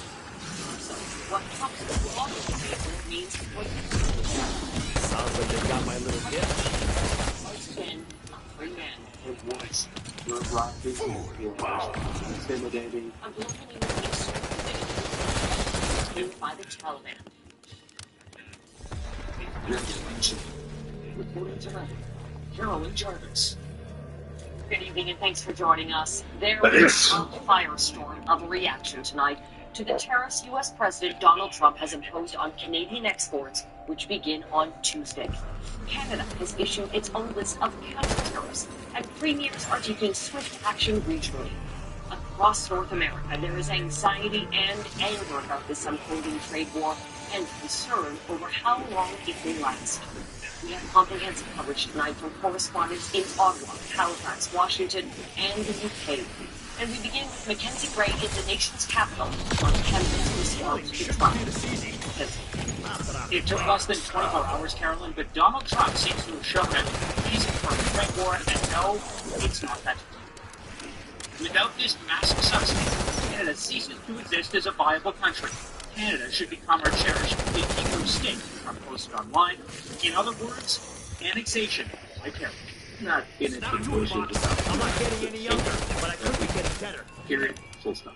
Trump's claim the U.S. is subsidizing Canada isn't true. He's referencing the U.S. trade deficit that's based on all the discounted Canadian oil they bought. But whatever the rationale, the tariffs are coming. Looks like he's talking across the country in different Looks like sectors. someone wants me to blow these stinking corpses back to hell. The Finance Department laying out the first round of Canadian counter-tariffs. I bet you get off Dollars worth, focused in part on states importing trucks, like orange juice, oversight, and household products from Ohio and South Carolina. Just a few of their 1,256 items that will have a 25% tax rate. Canadians want the government to stand up, and they want us to stand up and do something. Businesses can get an exemption if goods can be sourced domestically, but in the end, companies and Canadians will now face higher prices. Money that will go to Ottawa. Senior government officials couldn't say how much they're expected to put in, but it's cash the Conservatives. All of it should go back to the workers and businesses that are affected, and most of it should go back in the form of a massive tax cut. Pierre Poilievre also wants Parliament to call something the Prime Minister isn't eager to do. We have the tools. It's challenging. Doesn't stand. The Liberals are trying to sell the Americans on Canada's $1.3 billion. Damn well better to live. Meeting with Liberal czar Tom Homan back in December. But a month on, he seems not to even have talked to Trump about it. We're briefing on what I heard, and so he knows what they have about it, what they want to do. But all these that's after discussion with the president this week. The Bank of Canada has predicted the tariff war will bring a recession, increase inflation, and lead to volumes in Carolyn, and the latter is already happening. The dollar hitting 67 cents, its lowest level since 2000. Mackenzie, President Trump landed in Maryland at the Joint Base Andrews last hour and gave an impromptu press conference saying he is planning to speak with Trudeau. Yeah, and it's important to note that Mr. Trudeau said yesterday at his press conference he's been trying to get a hold of Trump since the inauguration, hasn't been able to do that. This will be their first conversation where they can talk about any way these tariffs might not be imposed in Canada. But Mr. Trump got asked that directly. What can Canada do to make sure the tariffs don't come in? Here's what he had to say. Well, it could happen if they do anything we will. Canada's been very abusive of the United States for many years. They don't allow a lot of things in, and we allow everything to come in. It's been a one-way street. We subsidize Canada by the tune of about $200 billion a year. And for what? What do we get out of it? It's important to note Canada is not subsidized by the U.S. He's referencing trade surpluses the U.S. have. That number is not correct also. The U.S. didn't buy so much Canadian oil, they wouldn't have one. But it'll be interesting to see if Mr. Trudeau can negotiate any of the demands that Trump has. He also talked about the Canadian banking sector, the first time I've heard him reference that. Talked about dairy, other farming activities too. So lots of issues for Mr. Trudeau to discuss with Donald Trump. But we've already seen the markets really react to the issues associated with tariffs. The Canadian dollar is now at 67 cents, the lowest it's been, Carolyn, since 2000. And that phone call between President Trump and Prime Minister Trudeau expected to happen tomorrow morning. Thank you for that. Less than yesterday. So Canadians are already starting to feel the impact of Trump's tariffs. Tonight, Heidi Petracek looks at the trickle-down effect and how provinces, businesses, and consumers are pushing back. It's not a single American product. Grocery shopping has become an act of patriotism. Because our country matters. That's it. As consumers push back in reaction to U.S. President Donald Trump's tariffs. Took me a little bit of extra time to look at products, but all Canadian. Processed and packaged products, which do come from the U.S., seem to cost more. I do expect prices to increase, yes, because of tariffs, but mostly because of a weaker Canadian dollar. I think it's crazy that it's come to this, but I think it's good that Canada is clapping back. Some of that clapback has provinces pulling American liquor from store shelves, including in Manitoba. This means that we are going to be taking $80 million out of the U.S. economy. Both countries are going to suffer, and we have to do what we can to support our own. It's an uncertain time. Industries that rely on U.S. trade, like softwood lumber, which provides 25% of the U.S. demand. War, peace-loving nation, that great guy is a little sad. Robin Wilbur is a third-generation sawmill operator in Nova Scotia. That's not true. Look, production is curtailed, yes, then production of orange and will also be curtailed. That's a lot of people in Mexico. And so, Try and undead yourself from that, you shit. All the more reason, says one economist, to eliminate trade barriers within the country. Companies have to get together, sign a real trade deal, and if we do that, all the nonsense from Trump We is lost contact with 3 of our They want scientists to in town trying to stop aside the from outbreak. us involved. While many Canadians say Find that's them, the spending bring them home. chip. Well, the We need secret to great power, understanding as much as Donald Trump firepower. often is just to listen, because what he says, more than often or not, is what he will do. So that shouldn't surprise me. Canada and Mexico, 25% tariff, easily do it. And China, additional 10%. It's all about what Trump says in trade battles. People overseas, they're from the US.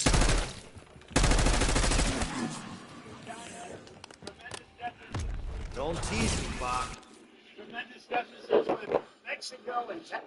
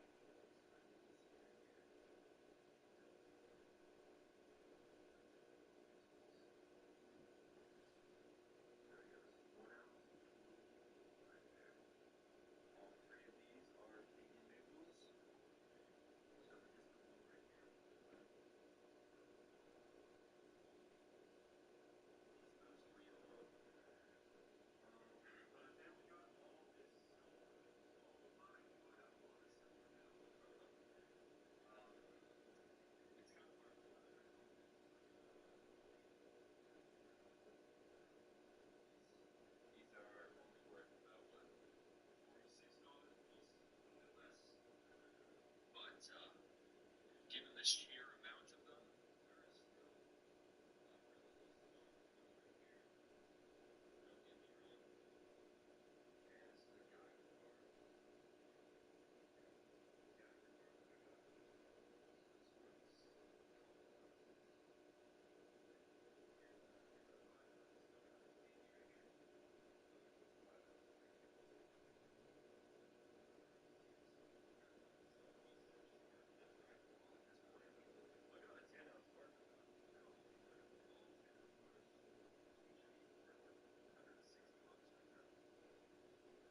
that's a whole Nintendo Switch. That's the exact price of a Nintendo Switch before taxes.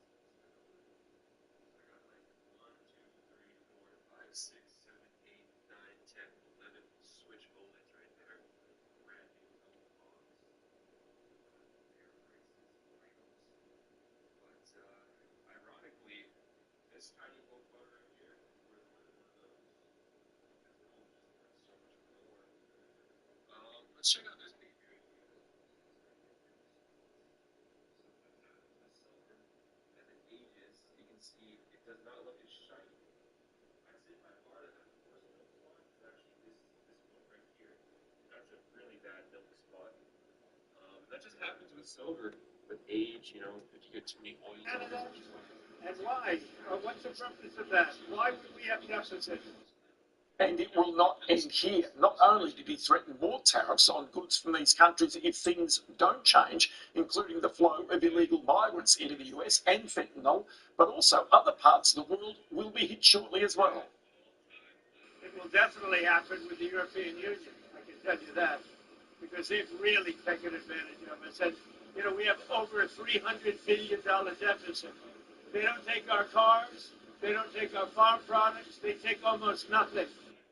So what about Australia? Well, unlike those other nations, America has a trade surplus with us, the opposite of China, Canada and Mexico. But is that enough to save us from future tariffs? Well, Dr. John Kunkel is a senior economics advisor at the US Studies Centre, one of the foremost experts on trade and tariffs in this country, and he joins me now. John, many thanks for your time. Is Australia completely out of the woods when it comes to future trade with America, do you think, with these tariffs? Just cough it up. Look, I don't think any country can predict this at the moment. I mean, we're seeing a real About fucking time someone dealt me a winning hand. In the wake of this tariff move. And as you said, President Trump has been pretty clear. He's got a number of objectives. Interestingly, they're not just economic, as well. He's targeting not just targeting allies and partners. And there's another dimension as well. He's talking about revenue and accommodation with his other plans here and tax. So I don't think any country Not to it, boss. I'm not getting any younger, but I could be getting better. We're probably better placed than a lot of others, but we have to wait and see. It's an executive order which basically said that all. I felt like this when I earned my jump wings. Over the course of the next couple of months. So I know our diplomats in Washington will be working overtime and backing up rules, hearings, and obviously the President will make that. Okay, so then you take into account that it is successful, and there are few of them. This better not be like Ampolina's Matryoshka dolls and give me a bunch of smaller boxes. In America, doesn't that mean that there's China increasing around other parts of the world that may let places such as Australia and make places cheaper? Intended and unintended. We've seen that previously, that Chinese exports into the United States have been dropping for the last few years now, and they've been largely being replaced by countries in Southeast Asia like Vietnam, and also in Latin America like Mexico.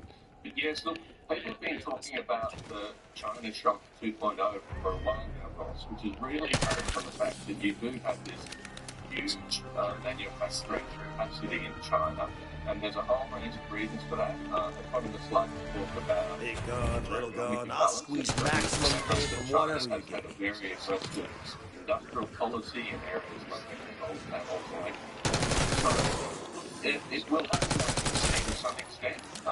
Certainly, they've also had various trade remedies against China because they are concerned about their manufacturing sector. I mean, we have a huge manufacturing sector that's somewhat different from a lot of other countries. But it is a risk, and we have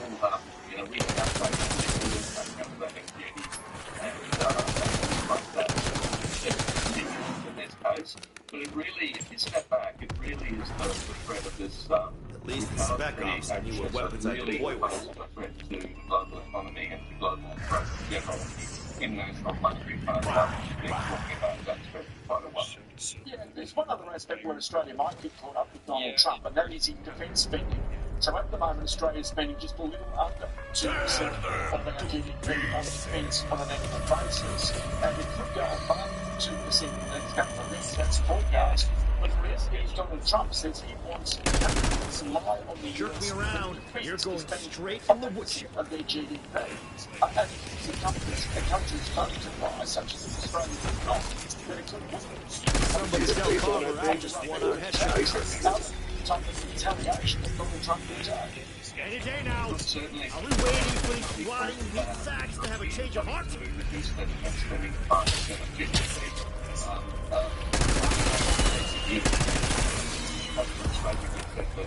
All the countries will have two numbers on them. One will be the trade deficit, one will be what a country spends in terms of its defence spending as a percentage of GDP. And look, we've had a lot of people, respected voices in this country, say that we should be doing more. People like Angus Houston and Dennis Richardson as well. So I think it's important that we take stock that some of this is coming. We have to realise that we've been beneficiaries of for defense spending. Not unreasonable, but also to expect allies to step up as well. I'm simply going to be fascinated to see what happens. The full agriculture could be France in particular. It could be in the future. Also, he could work on Donald Trump. Dr. John Carter, the senior economist, and that's the entire day.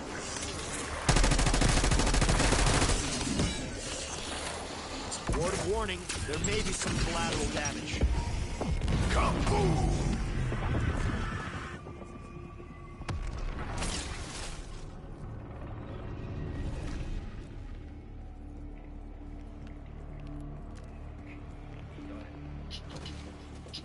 So this case was definitely made for this coin. Fire sale. Then she starts spamming the company and then, you know, company I'm working for.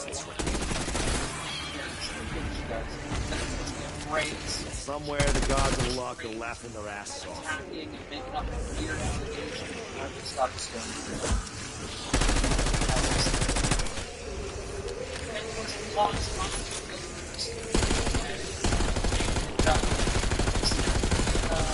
figure out the equipment. Sorry, no group discounts. And Savage quit, and then Legacy Psycho quit, and then Lammy got fired, and then Lammy quit.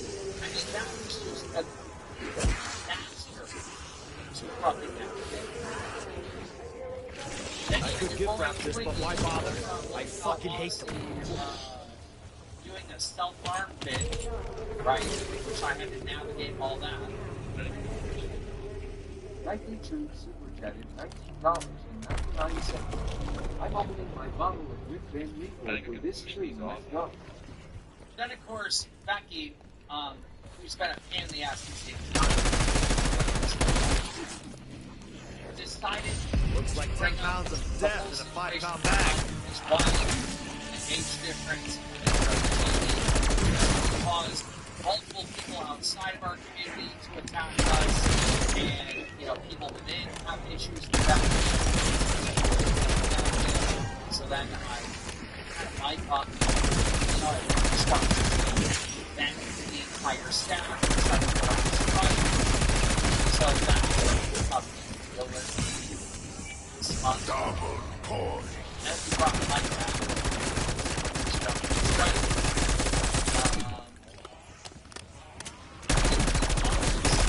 I found a place for back.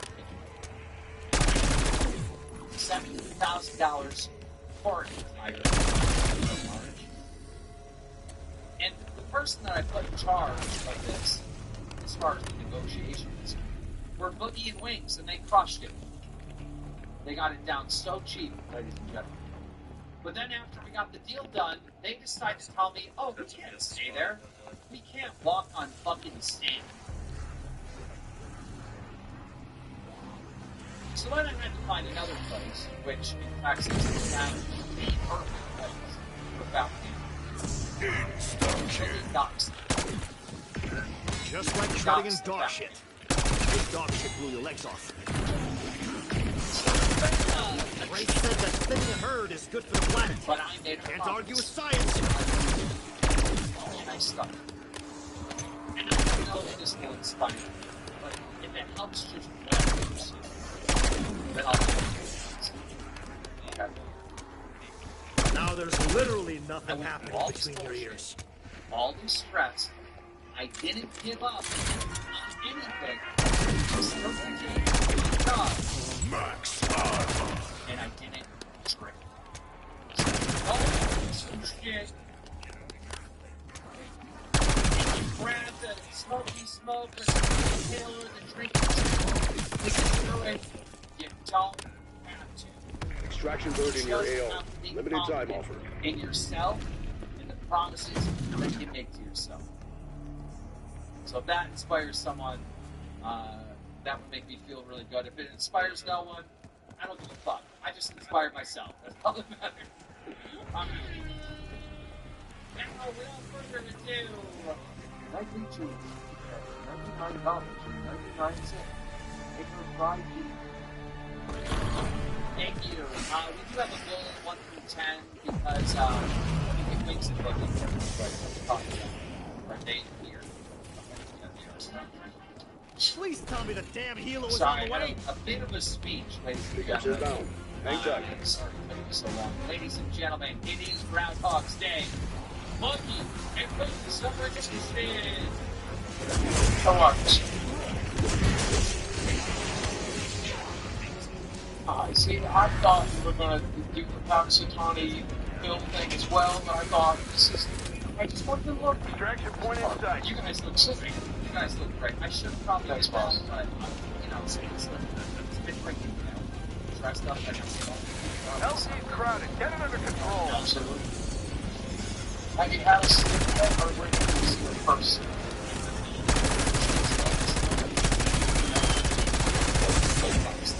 Right over.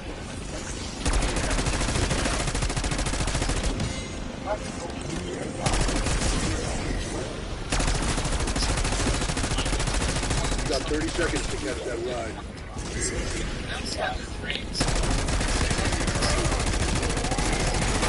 That's the strongest metal breaks down eventually. Last call. This bird won't wait. Got a full house. We're out of here. Start.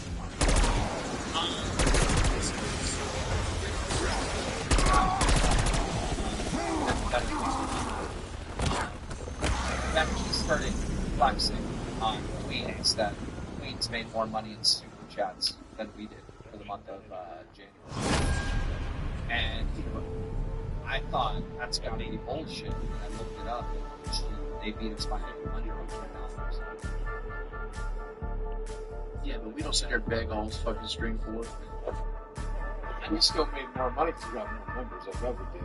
Did we? Well, I don't know. Well, that's why they're trying to get members now. But they did beat us on super chats, which is... I'll get fired today if it's super chats yesterday. I don't know about you guys, but like I'm not playing. You know, I don't want to e-bag, but I do want to rally our troops because I don't want this ever happening again. Like Queens, that show, beating us in super chats, disgusting. And I thought she had access to my information. I'm like, how the fuck do you know that? And she got it off a playbook. You know, the thing that tracks all the super chats and shit. Yeah. Yeah, I forgot it's publicly available. So, yeah, we're going to do something about that. And that's why I am calling on the ballers this evening. You know those red hundo donos? We got a goal 1 through 10. One has already come in from baller number 1, Nightly Truth. Make her cry. Nightly Truth, thank you so much for the fucking $100. We're going to have to grift a little bit. Gladly. Most of this stream will be me drinking and just having fun. So, Wings, I'm going to put it on you to entertain me. Entertain you? I want to say I have missed Drunk Keemstar. When you drunk stream, it is some of the most fun we ever have. Well, are you guys ready? Because we're about to crack into it. Yeah. But before we do, I am taking drinks for people. Tonight I'm going to be celebrating a lot of people in our community because you mean a lot to this community. You mean a lot to me. And some of you do a lot for this community that's not really mentioned enough. Video games super chatted $100. I'm gonna say it. Okay. Video games is probably one of them. But we do have 4 crowns. Oh, $100 from video games. Good Lord. Video games, absolute legend. Thank you. That's 2 out of 10 now. The first person I want to celebrate this evening is a crown. Kane's Corner super chatted $124.01. No drinking for me. I had to take the strong meds and I'm starting a new job tomorrow. So I'll just contribute to the goal to celebrate instead. God bless. Kane's Corner, thank you so much. First of all, this is the Blackberry Crown. You couldn't find this in my area. Like, it was not there all summer long. I had to get Wine Box Lady and Caveman to go to Pennsylvania to give me a bottle. They're awesome for doing that. They surprised me with it, and we drank the whole bottle on a single night. But now it's available in my town, and we bought a whole fucking pallet of it. So, and by the way, I'm going to do half shots. They're not going to be full ones. This is a big shot glass. And we're going through the palette tonight, gentlemen. I'm drinking Welch's grape juice. Yeah, yeah. So this one goes to Bawolf. All right? Bawolf is an absolute legend. Not only does he donate and do gifted members all the fucking time here. We super chatted $124.01. Save Tina. Becky needs to go. Boogie, stop wearing your dad's suit. Reese, thank you so much for the 100. That's 410, okay? All right. But not only does Bawolf do gifted members and donate, but he's also a moderator, and he does a lot of work on the moderation side of Discord. And, you know, we always make these memes about the Discord mods, like, who cares? But our mods actually in Discord do a lot of work, and they get rid of a lot of bad people. Majana super chatted $100. Bottoms up, Vince. Majana, thank you so much. But not only that, Bawolf is a developer, and he's coding all different types of stuff for Lolcow Live. So he is, in my opinion, probably the most valuable member of the Lolcow Live universe with all the shit he does. Bawolf, this is for you. Thank you, sir.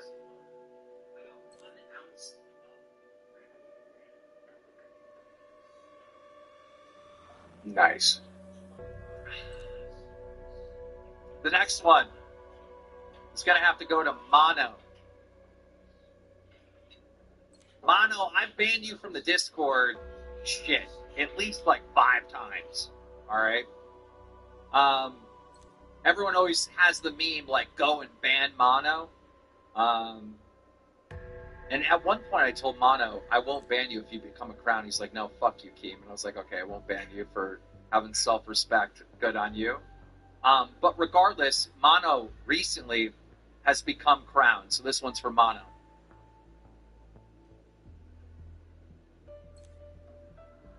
You guys are way too quiet. Oh, yeah. I'm just enjoying the show, boss. Chatted I'm trying to figure out how to connect my AirPods. Baja is a legend. Ban Mono. Like, I got my AirPods connected, and then Boogie called me with an audio problem of his own, and they jumped to my phone. And since they jumped to my phone, I had to take them off my phone. Now I can't get my computer to register them anymore. The next person I want to celebrate is Noopy420. Noopy420 has his own successful business.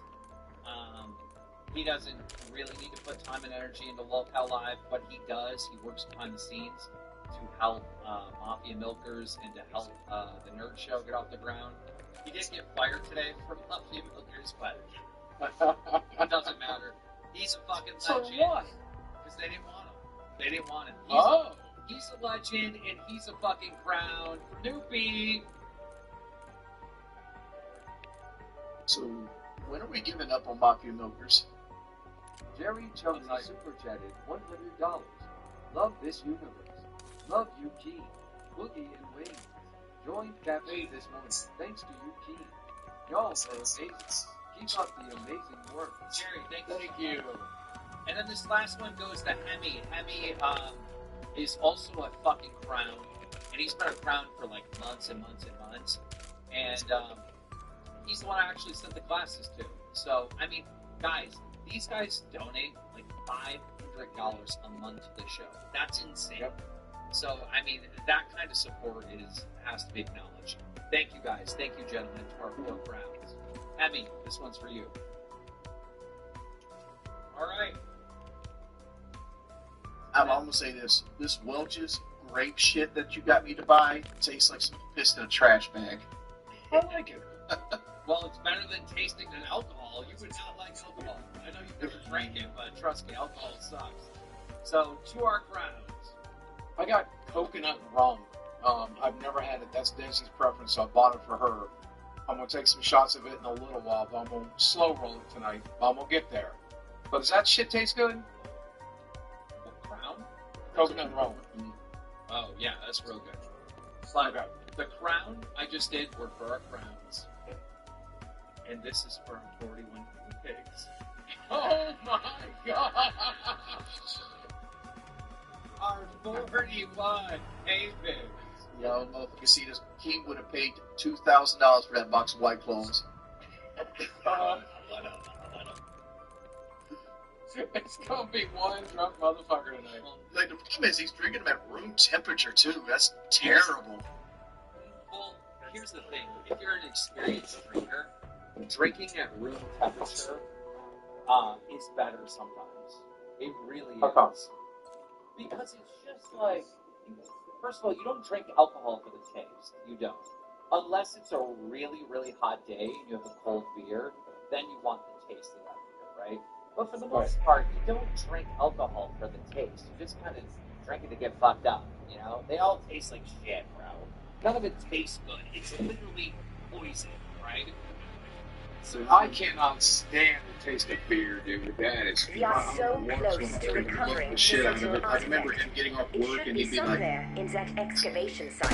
like it looked like a Remember, leak that went the over his body. artifact is our only hope of bringing Nexus back from the dark ether. Well, I've got a magic amulet and a shitload of bullets. What You could want more possibly food? go wrong? That's what you want? But I can't. The Islamic beer.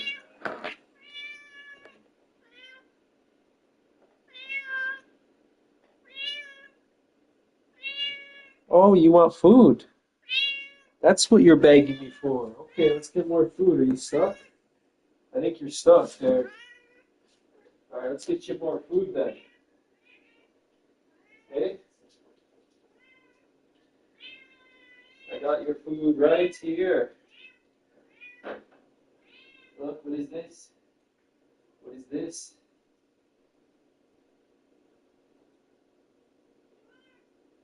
What's that?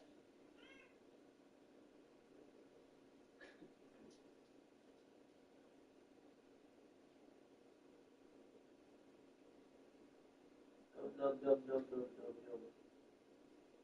You like that, don't you?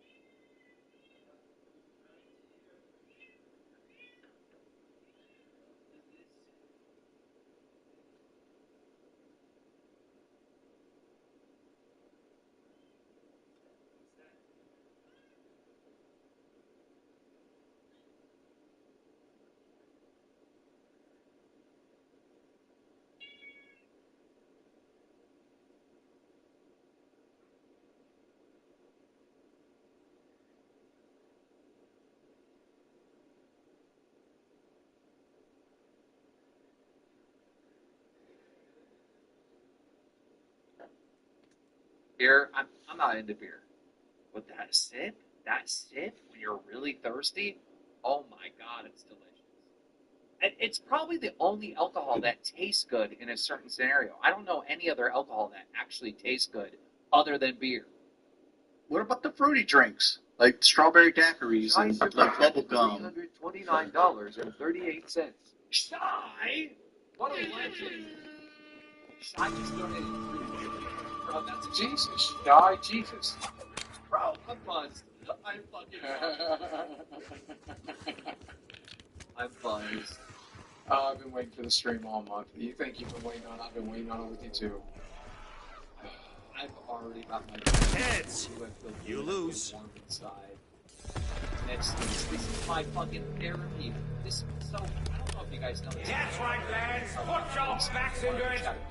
Our Our quarry lies beyond the so-called door to nowhere. So it does sound very strange. But as sure as my name's Sir Archibald Thornton Smythe, a shiny headley to the lucky blighter who finds that door first. Yep. That transmission emanated from the obscurus ultilium. I believe the amulet somehow channeled an echo from the past. If it keeps doing that, better play something useful. So people finds, you know, a host of people from the I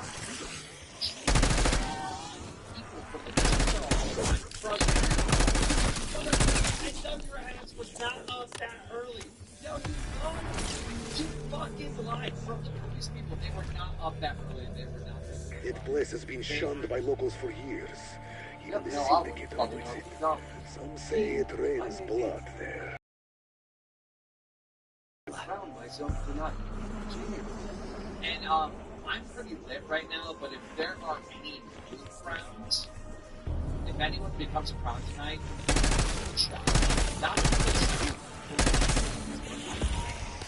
Yeah, that is like, the most simple concept for a locale episode is out there and you got to start on it. And we got like Mafia Locals and all these complex things. Where's locale reacts? That's what isn't that Levi? No, he's talking about reactions like other shit. Other shit. Like as my own does. Yeah. For some reason, is his mic picking for you? It might be. Yeah. You're like. For any better ideas, I got my ears It on. might not be loud, but it is. Oh, it is. They're saying. Alright, is it better? Yeah, that's good. That's good. But turn it up just a bit. That should be good. But yeah, like locale reacts. That's Got the hardware. Just get somebody to react to shit. Like content. It's not gonna be live stream, but it can be daily. It's just gonna be the network.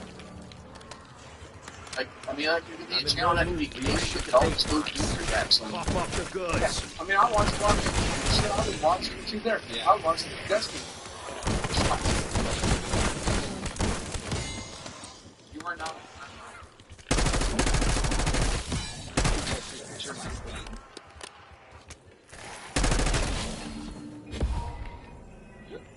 Maybe. At least this box can't screw me over any worse than Rick Tough. But you did. Just wait till it. I'll take a shot. I swear. Why do the words consolation prize Don't come put to YouTube mind? into the crown, Brantley. Dude, Brantley's over there like, bro.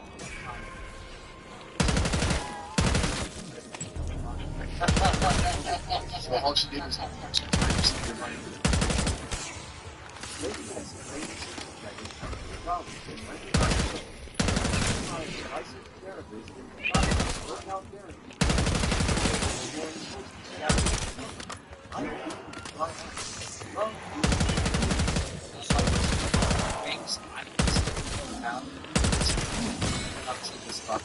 Right? So, in the process of I ran all that. Sending Molotov.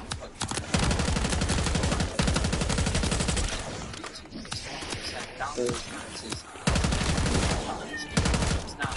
I did all the she's standing. Double points. In the hole. Yeah, I'm over here. I just bought a bunch of stereo equipment. I'm like, how can I make this attach right off? Dude, my television backlight, the fucking backlight's going out on it, and I know from experience with the Vizio, yeah, I just got like a month left on it. I was shopping for a TV today. I put a $700 TV into my car. Shit, I was like, nope, I'm just waiting for this thing goes to shit.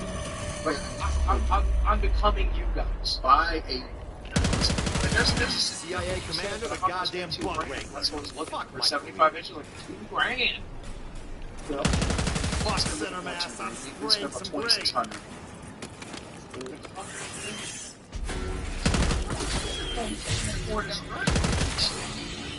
Get off on my debts. Can't let me go kill me. Can't let me get her. Guys, beat my head. I'm about to individually shout out every single pay pig on this channel. So if you're gonna be a pay pig, you better do it fucking now. You gotta buy it. Yeah, let me tell you. If you buy that cheap ass Chinese TV, I'm buzzed and I need to see the next prize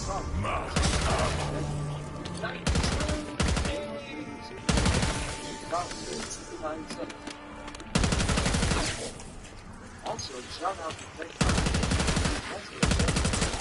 you're currently watching World Cup and versus the honest. I know that. That's really.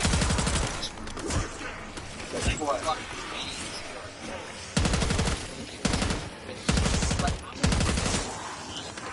Guys, confidence right now is really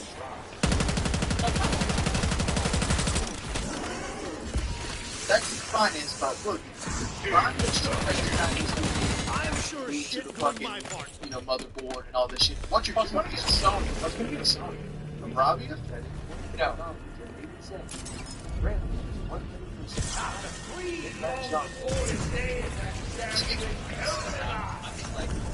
Yeah, it's right now when I'm in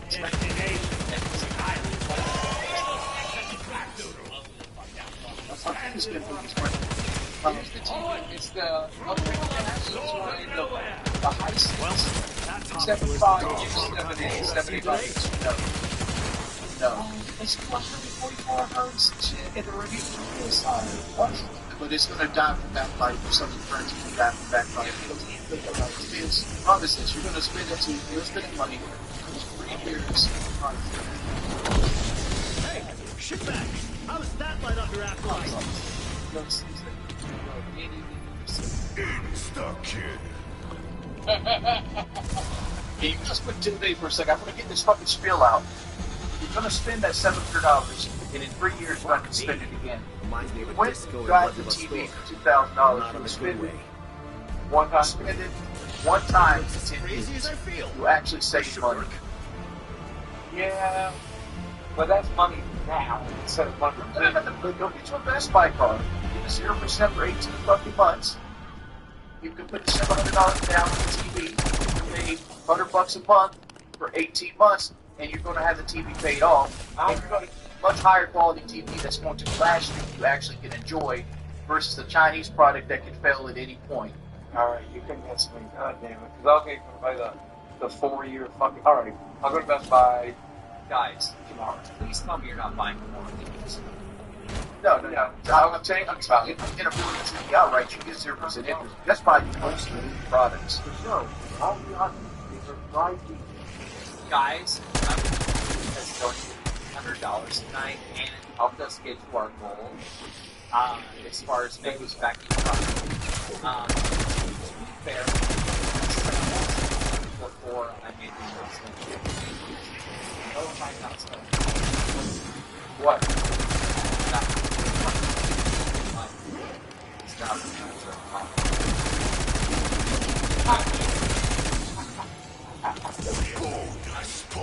No, I'm not gonna let that. I am not gonna let that. Like Mike babysitters queens, you know what I'm saying? Yeah, of course. There, the payday. We're talking about chill. Fucking milk. You got that icy milk. Hey. God, I miss Drunk Keemstar. Fuck. Drunk Keemstar's much easier to work with. I love this man. I feel so good right now. Like when you're not drunk or you ain't got no alcohol in you, you're like, you're gonna break your fucking ankles. I'm gonna make you run up mountains all fucking month. You're fucking worthless. Remember that you had a failed YouTube career. Or we haven't forgotten about you. I'm a very, very good drunk. That's why I drink. You know, like I feel like when it comes to like alcohol or recreational substance stuff that people do, some people like do it to get a little break from reality, to make their reality better by having little mini vacations of getting drunk on the weekends or smoking every once in a while. And then some people become alcoholics or smoke weed every day, or you know what I mean? Super chatted $20. Redley and Gina is the only way to save milkers. Please, Keen. I have been thinking of, oh my god, Killinator became PayPig. Oh my god. I'm over here triggered as fuck too. Like Dom said, I'm wrong, and I want to explain the boot theory to him. you think I should put Brantley on Milkers? It would save that show. It would save that fucking show. Because honestly, like, people love her. I don't, like, I get it, because I don't know, maybe I'm just, like, used to Brantley, right? I know Brantley's awesome, obviously, that's why I'm marrying her. But, like, people love her. They, like, worship the ground she walks on. Like, population, well, less than yesterday. they love Never been so glad to see back. Hell, lucky I'm still in one piece. What happened to Lockout Spouses? Where we get all three, like Kelly and Desi and Brantley here. Is that ever gonna happen? Let's on a test show? Let's do it tomorrow. Let's test with them? Want to do tomorrow, Lockout Spouses? Then we want to have on the test show, do Lockout Spouses? She got work and school. Like she goes to school full time and she also works. Desi is ready for the club. Look at the fucking Yeah, look at her. Team, this one's for you, boss. Appreciate putting up with my shit. We love you, brother. Yep, you doxed back in. I hate you. I know. You lost your head a long time ago. That's not bad at all. Made it official. Yeah, that's not bad at all. See, like, the partner's gonna be drunk as fuck, and I'm gonna be just something for. Yeah, you have to keep us under control. I've never drank. I'm already to the point of actually being drunk. I'm already trying to slow down because I've gone from fuck this shit to cautiously optimistic. You know what I mean? I haven't had a buzz in 33 days. I got a buzz right now. I'm like, whoa. Like mixing alcohol with tramadol and famous. I should head to Vegas to look like this. Who knows what'll happen? Lived here, trusted us. You don't know, but it's if it's entertaining you all, let's go, bro. I'm so lit. I'm covering my drink like this in the club. You know what I mean? Like. Oh, by the way, Zay said, "What beautiful struggle." Brantley.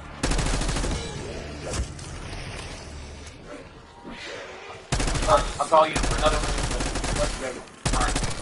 Before we get to the pink things, let's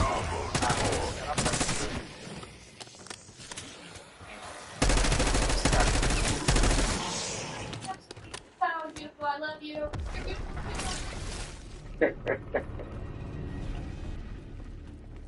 They're making plans to fucking hang out the entirety of Fat Camp. Those bitches gonna have a good time.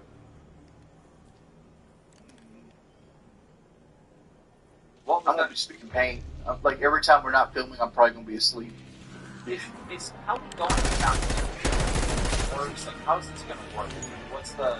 If Kelly works, as long as she had to get an internet into the router, she can bring our work set up. Exactly. And she also does schooling from home. She doesn't have actual physical. Okay, good. I was worried that was what you're going to be.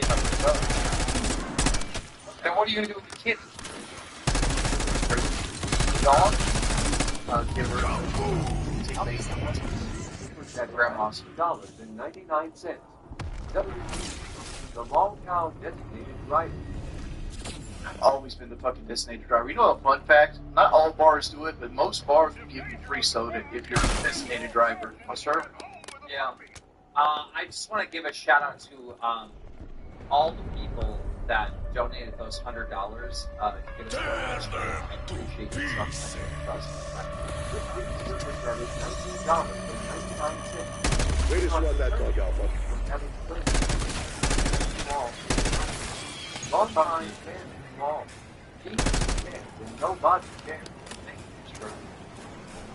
Bro, oh my god, Michael upgraded the pay. I'm speaking of pay now because I'm about to scout every single fucking pay pick out.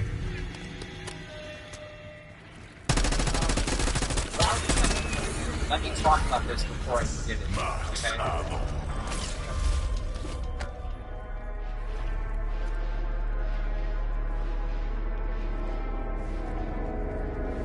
Alright, for some reason the demo's not playing.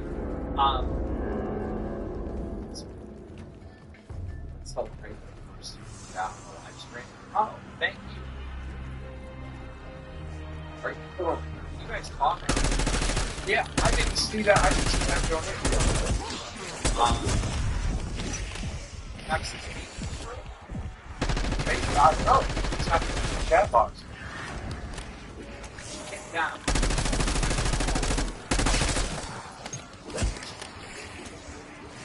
I'm not drunk, right? Something broken. No, I think so. I'm not drunk. What? I don't think it's broken. Skull versus bullet. Bro, what? People are doing it. Bring it, Boogie, read them. I'm not seeing them. No. There's the... Yeah, I don't see them in the chat box. Is what I'm telling you. The only one I see is a $5 one. Look, you have to get all the YouTube crap. I can't even bring them up. So, King is down at no 6 okay? No, that's old. That's old. Okay. Super chatted $24. Okay, it's working. What's the goal for non-slowdown Gene? Boogie, don't worry about that tramadol. I've known a lot of people that have trained on it and not having issues, and the one person that was worst case scenario. Verified gifted.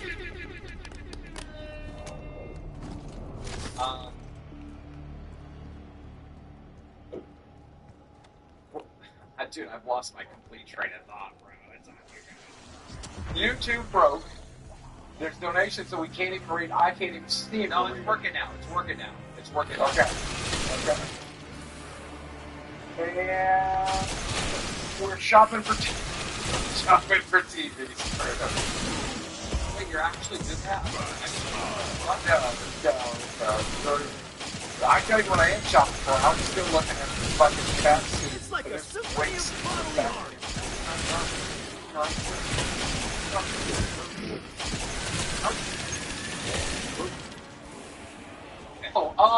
Yeah, I fired, and it hurt for an hour afterwards. That is 96.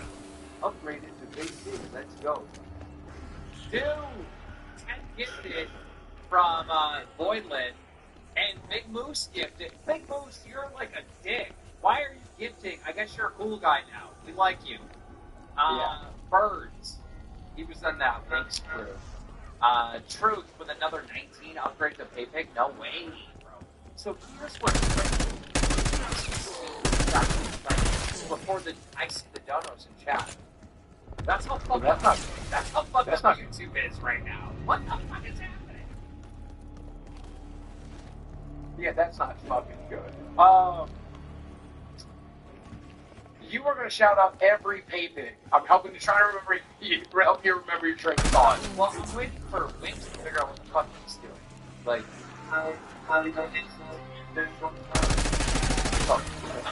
got a headset, so I don't have to wear that stupid headset with my head. You're the sober one. You're talking like a robot somehow. Well, I pressed the button. Hold on, did it work? Oh, it's fine. Did you do the sound effect? I need to clean my fucking setup. It's so fucked after patching today. Here's Steve. Yeah. Thank you. Thank you. Really, shouldn't be this easy. It's going to be in the Discord. Out of him. Give me 5 memberships from Mood. Here's another thing I quit in the last 33 days. Oh. Now, is that permanent, or you gonna have one? It is permanent, but I am going to have one. Because I earned it. I earned it. I earned it. I earned it. I earned it. I'm not going to go back to smoking. I am smoking.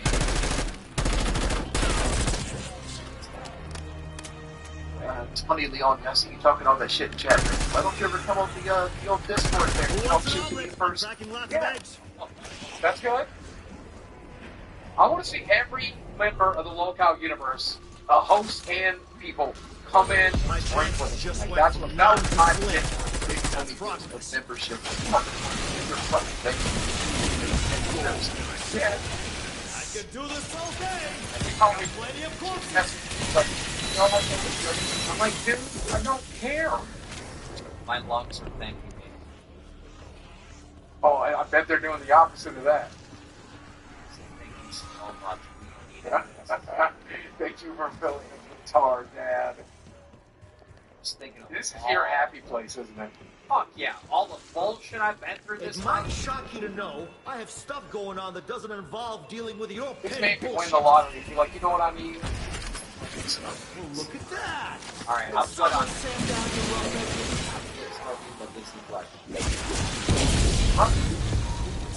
Max ammo. Your worst. I'm range and trained to fire pretty much anything. It's not true. I have hair. Looks like someone wants me to blow these stinking corpses back to hell.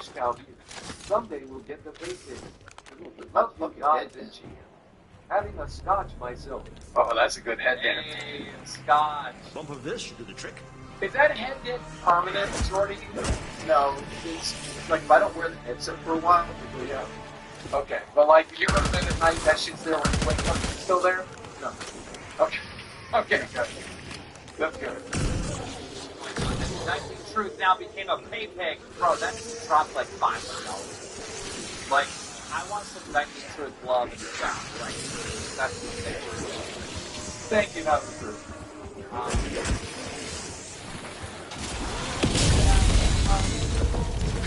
Challenging month, but look, the thing is like, Extraction is ready when you are, Alpha. Fine yourself.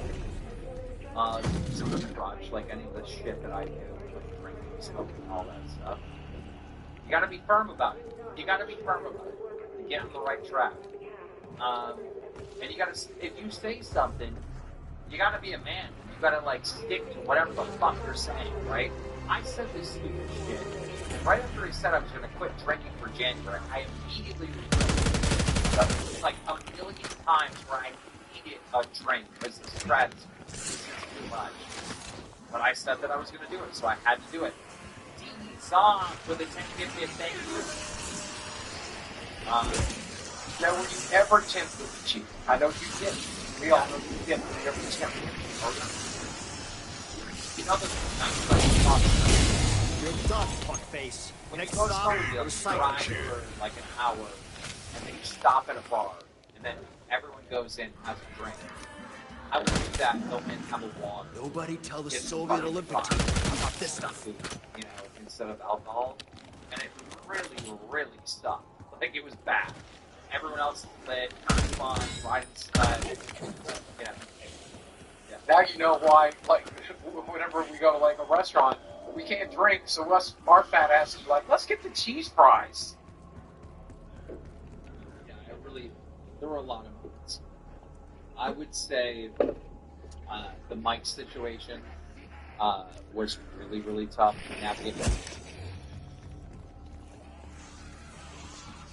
We learned a little bit about this last night, but then late in the night, as many people went to bed, myself included, we had a number of Canadian politicians come out and offer their response. A big one from the Prime Minister. What is Canada's response going to be? Sorry, Alpha. What is Exfil heroes needed elsewhere. For you and every other average Canadian? That's what we're going to talk about on today's live stream here. Another interesting issue here that I think isn't being talked about is it seems like a political battle going on behind the scenes.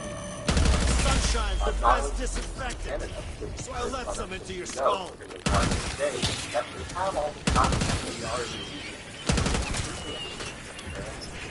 possibly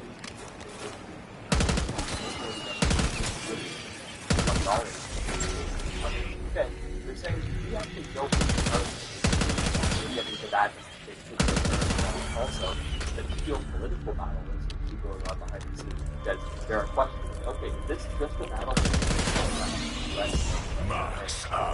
Mexico, or is there are there some other players in this whole story that we're not really going to get into all of that? But let me know something in front.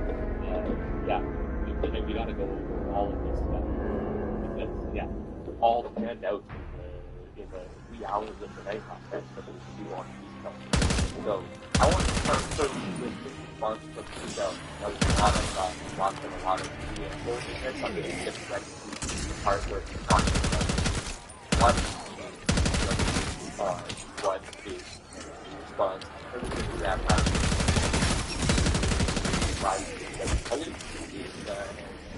like as we go through this, there are a lot of us that are guesses to make. Harbor owes me a beer when this is over. For everybody inside of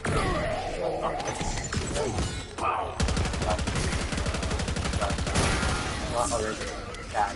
Often it's bad where conflicts going on. You've got people who show you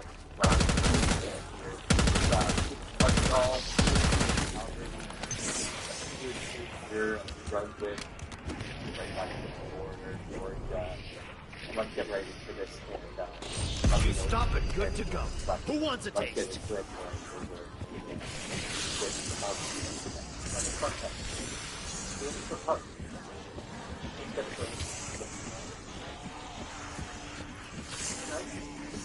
Get ready for a shocking revelation, fuckfaces!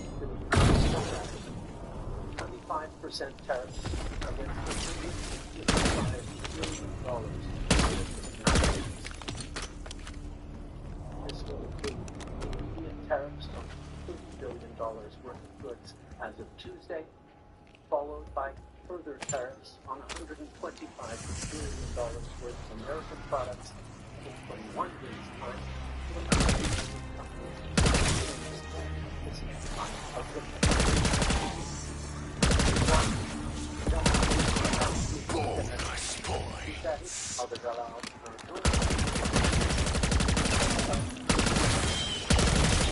I'll respond to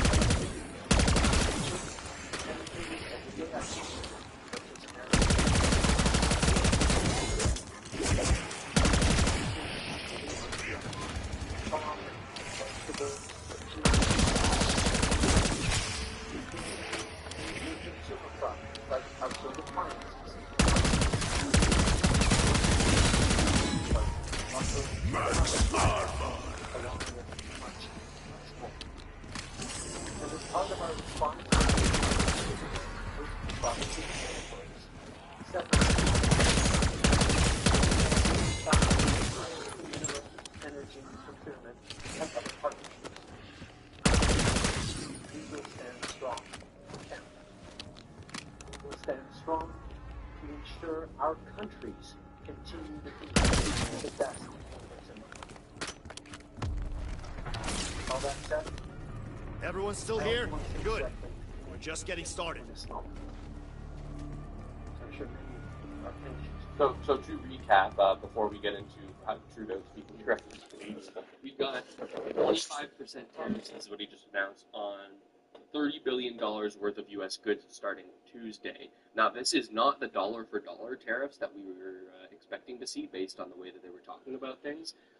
Likely recognizing that, hey, for us to do that dollar amount, it's far more impactful on Canadians than it is on Americans to hit that dollar amount just because of the size of the economy. So Canada seems to be saying, hey, we've got to try to be more surgical here with our tariffs, with our response, because we want to minimize the impact on Canadian citizens while maximizing the impact on America as a country and American citizens themselves.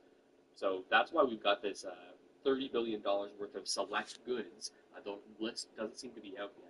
With that estimated in 3 weeks, in 21 days, to allow for businesses to adjust. They say, well, if we're going to be more and more extreme with this, we've got to make sure that our businesses have the tools they need, have the runway they need to make alternate arrangements for this.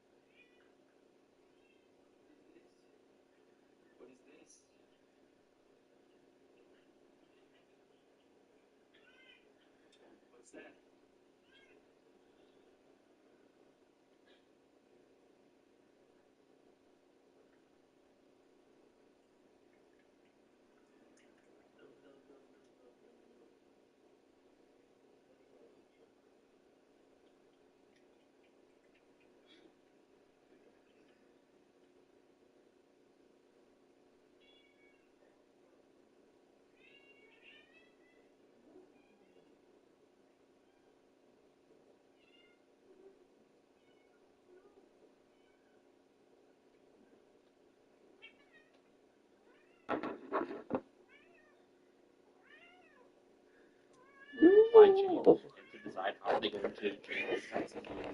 This is what they're saying.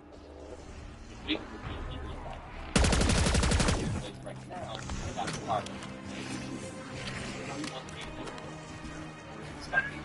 Easy when the target walks like mad after 8 years.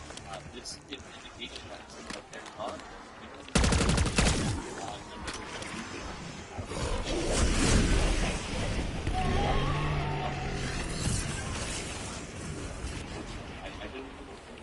Oh no, Dr. Billy's here. My favorite egghead. Not just book smart, but street smart. I'm gonna smell like blood for days. Stuck, kid.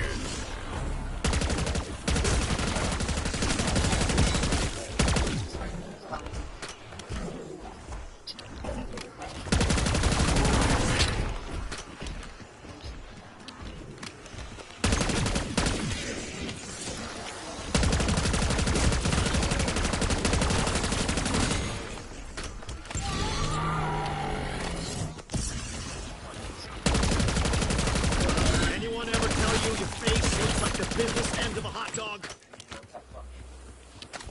Extraction bird in your AO. Limited time offer.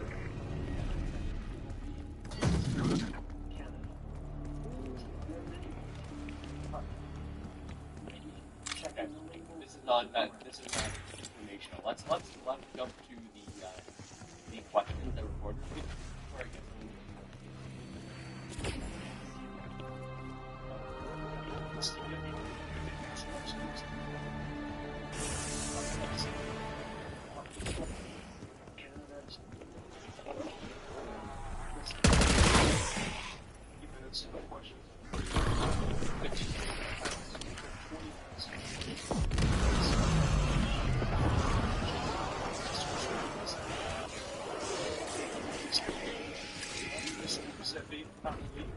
Raptor 1, get your ass in gear. We're tapping out. Roger that. Bird headed your way.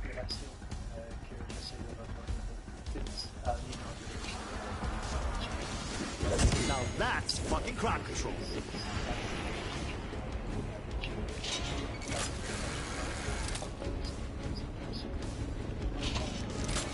LD is hot. LD is hot. Clean house down there. No, extraction point in sight.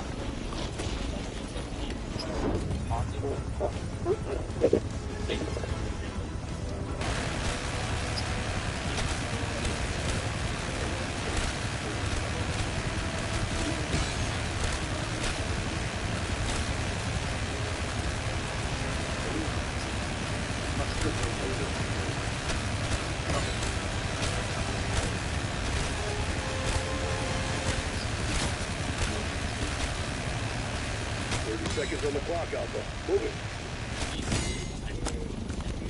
Target.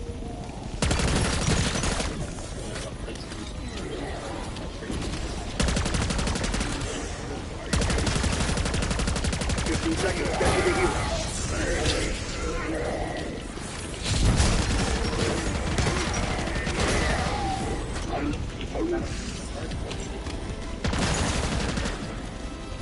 Alpha is present and correct. RTB.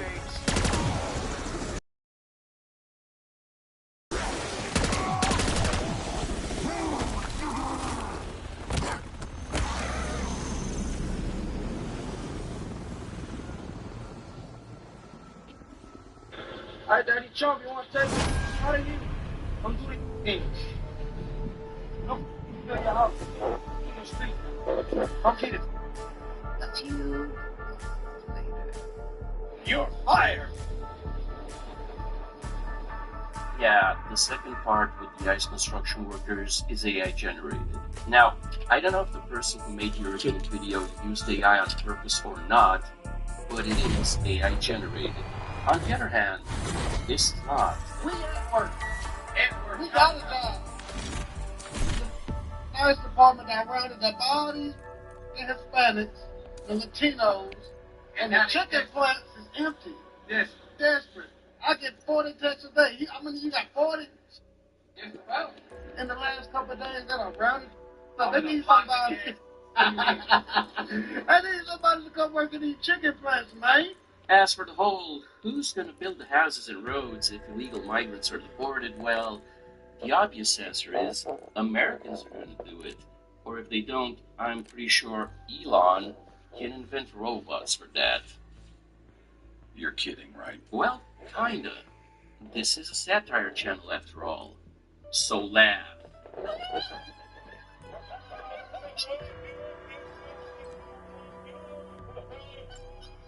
But in any case, if anybody thought that the Orange Man was bluffing, he's obviously not. And let me make something absolutely clear, unless I wasn't already. If you voted for Trump, you are not allowed in Mexico. You are not allowed in Cabos, Cancun, Puerto Vallarta, Aguascalientes, none of that. Guess what, baby? That's all in Mexico.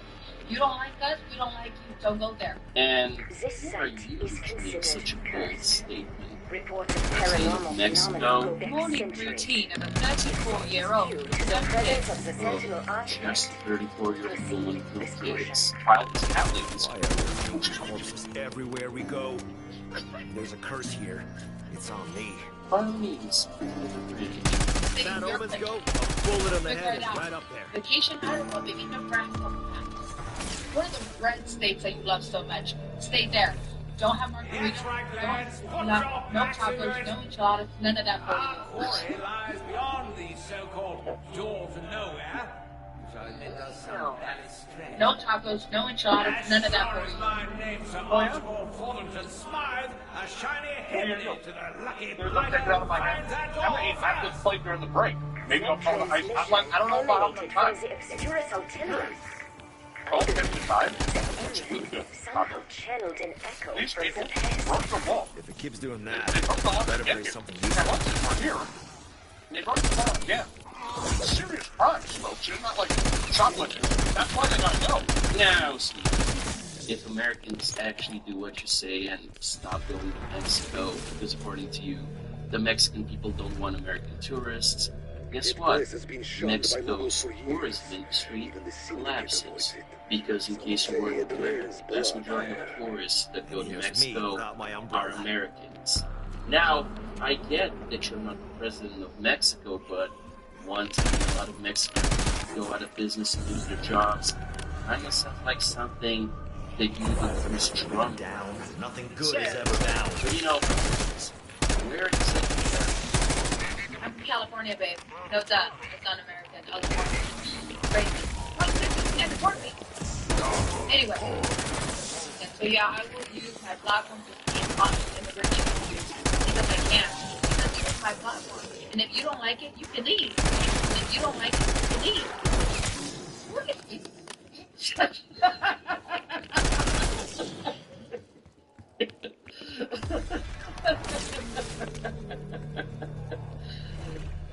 Roll the dice, Sweetie, shot in the dark. if you don't like the More like way a pain in the that your ass. fellow Americans vote, and you don't like the way that President Trump from runs fuck your this shit, country, cautiously guess what? optimistic.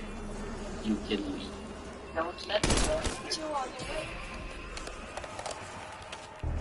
Why are we just finding out that the person?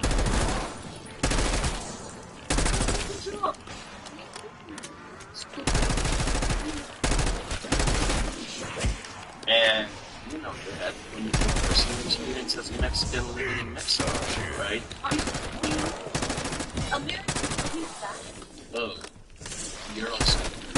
But by all means, continue to cringe. You stay alive. So, let me get this straight.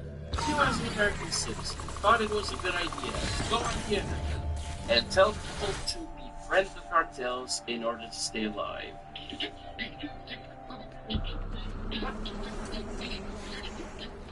Lady, I don't know if you're aware, but local police and the FBI have access to data.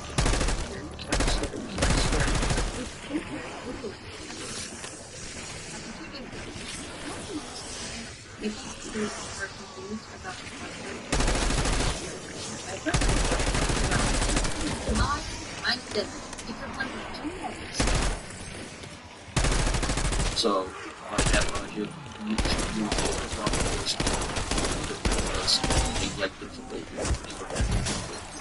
All tough We're not the ones.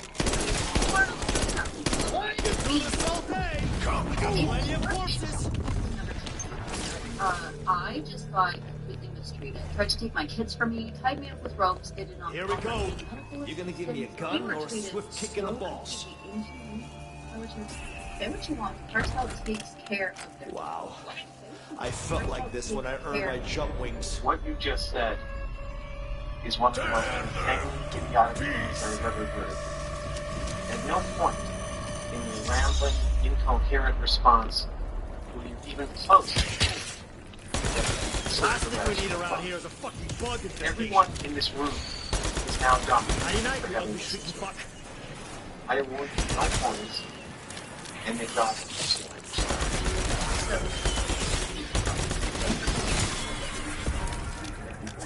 Max ammo. So if you don't like it, you should also, you know, you were full of always booze, you'd be more you could talk to your orange leader and say, hey, Sweetie, from what you're saying, sounds to me like the cartels could start terrorizing the American people.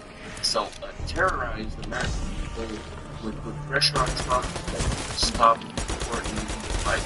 That's disgusting. Okay, first of all, again, local police and FBI have access to TikTok. Second, I don't know if you're aware, but Trump designated cartels as terrorist organizations. Now, don't you remember what happened the last time they designated something as a terrorist organization, and the country they were operating probably was have the most. But that's how we listen to that plans. Now, I'm not very proud of a lot of them now as to what's something like that in Mexico. But, bonus points.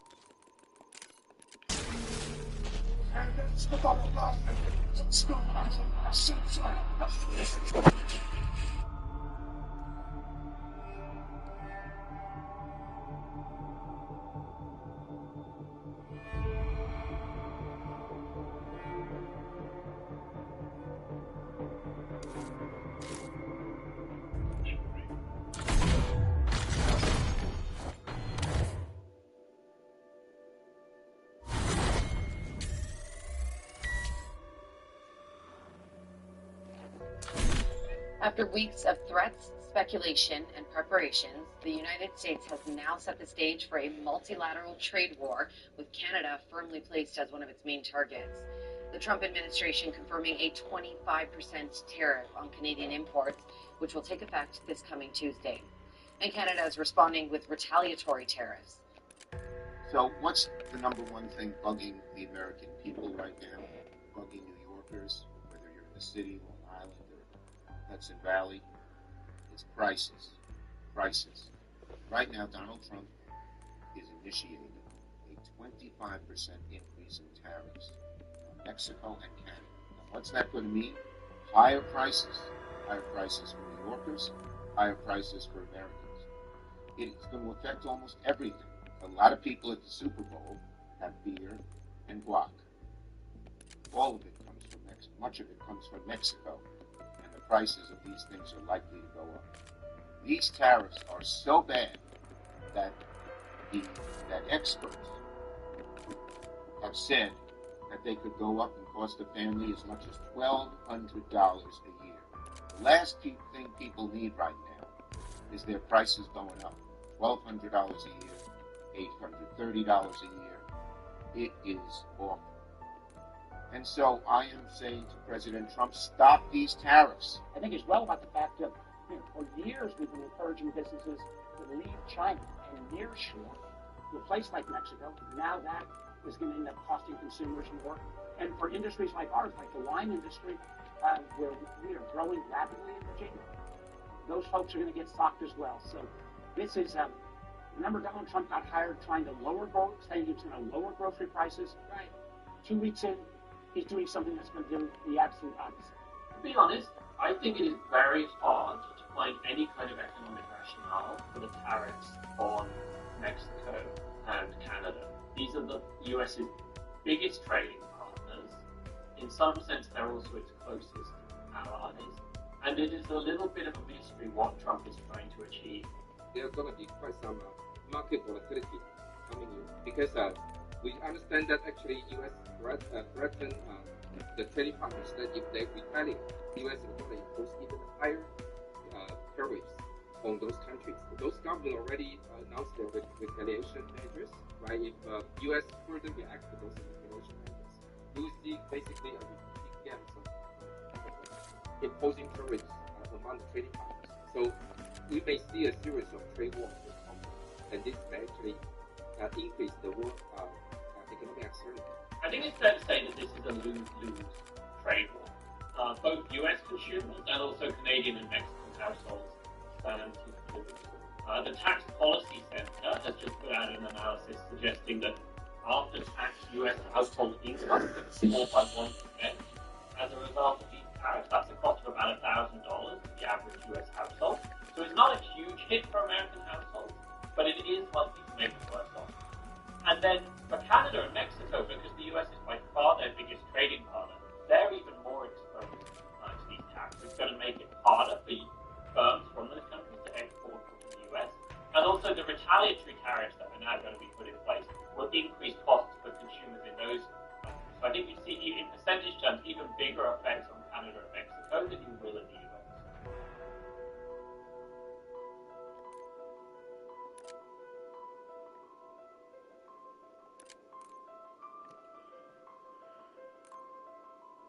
U.S. President Donald Trump has warned that Americans could feel some pain from a tariff he imposed on Canada, Mexico, and China. Top Democrats like Senate Majority Leader Chuck Schumer are calling on Trump to stop what they fear will lead to an all-out trade war. Canada and Mexico have announced that they will be hitting back with their own duties on U.S. goods. Trump cited irregular immigration, drug trafficking, and imbalanced trade as the reasons for setting the tariffs. Rüdiger Bachmann is professor of economics at the University of Notre Dame. Thank you very much for joining us. So Trump has said that what he described as the pain that American people experience from a trade war will be worth the price. What's your take? Most everyone else is, well, you got eyes. I doubt that, frankly. We need to get this situation under because control. there was a sort of, in theory, tariffs can lead actually, or the impact of tariffs can be mitigated by exchange rate effects and exchange rate depreciation if there's no retaliation. That's important. But predictably, retaliation is already happening. And what we're seeing now is that, frankly, everyone in the world that is subject to these tariffs and will retaliate is worse off, because what we are essentially doing is undoing the enormous productivity gains that we have gotten over the last decades because of an international division of labor. Right? People can specialize, countries can specialize in what they are doing best, and that requires that goods cross borders for often multiple products. For cars or iPhones, and that's something we are basically now throwing into chaos right now. Well, as you mentioned there, we've already seen the announcement of tariffs and other tariffs. Do you think they're a done deal? Yeah, I mean, this is it. We are in a trade war now, and I mean that we can't get out of it through negotiations. But for now, we are in a situation of a trade war. And the longer this lasts, this trade war, the worse off everyone on both sides of these borders is. Well, and do you think other countries will have to worry about similar tariff attacks if there isn't a major economic blowback from the ones that Trump already announced? He's dead. That will be next, and I have no reason to doubt this. Knows what he will do to other countries. He doesn't seem to distinguish between, traditional friends or foes of the United States. In fact, China is getting seemingly a better deal right now than the allies Mexico and Canada, and so it seems random. And today he just said we are now in the phase of going from the golden age of America. We are going now to the phase of there will be some pain, and I expect in the next couple of weeks, we will hear from the mega movement that it's Americans' patriotic duty to suffer this pain and go through it. And so I don't see this anytime ending soon. Well, let's focus even for the year on Europe. Now, Trump and German Chancellor Olaf Scholz have weighed in on this current tariff strike. And let's listen to what they say about that.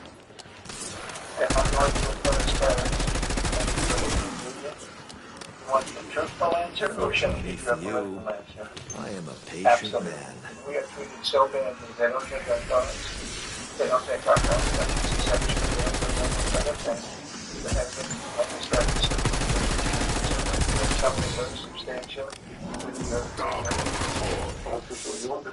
As far as the European Union is concerned, I can say that it's a strong economic area. It has its own scope for action, and building on this strength, we can also clearly say that together we'll try to continue economic relations with a view to cooperation and collaboration. Yeah, we're hearing from economists both in Canada and Mexico that both countries could be facing a recession or a trade war. Do you think the European Union is better equipped than the United States? It's not that, yes, because it's just larger. It's a larger market, so it has more bargaining power. It is, after all, the largest market in some sense in the world. If and that's an important if Europeans stick together, try not to get special deals on a bilateral basis.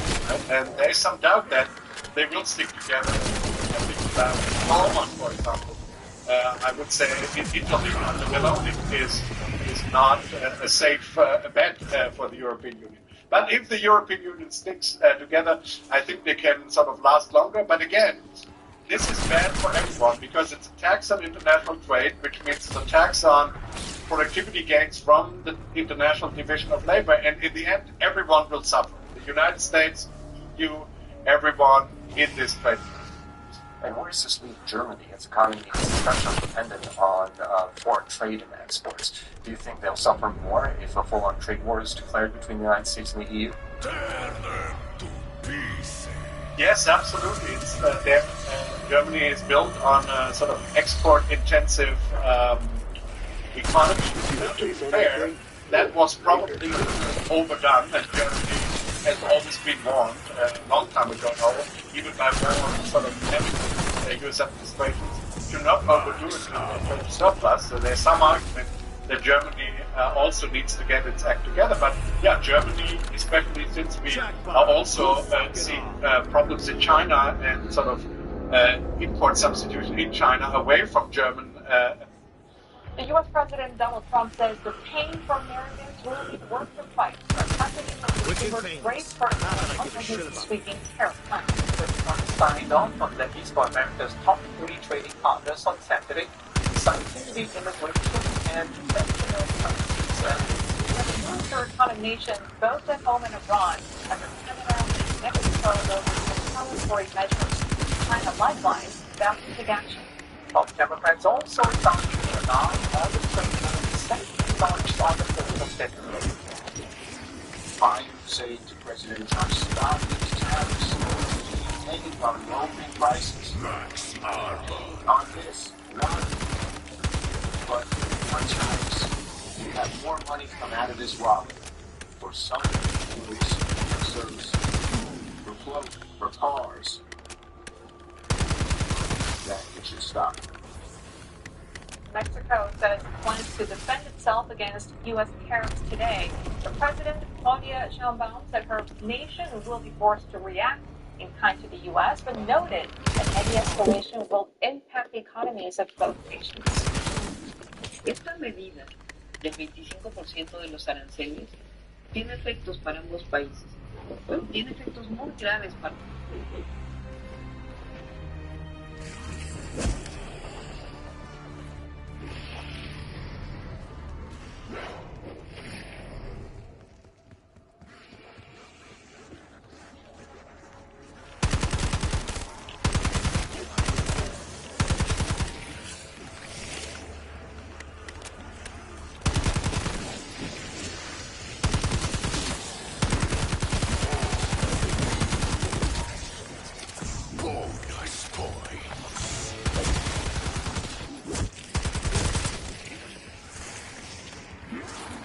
Word of warning, there may be some collateral damage.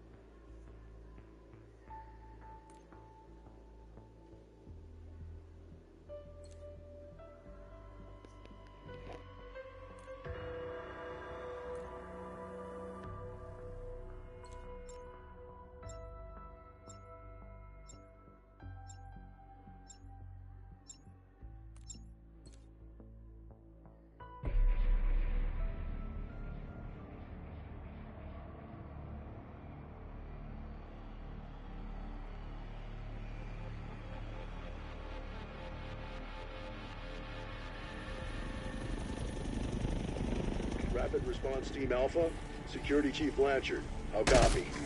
I've barricaded the command center. Got a little dinged up, but I'll live. See if there's anyone left to save. Body cam's live. I'll keep eyes on them.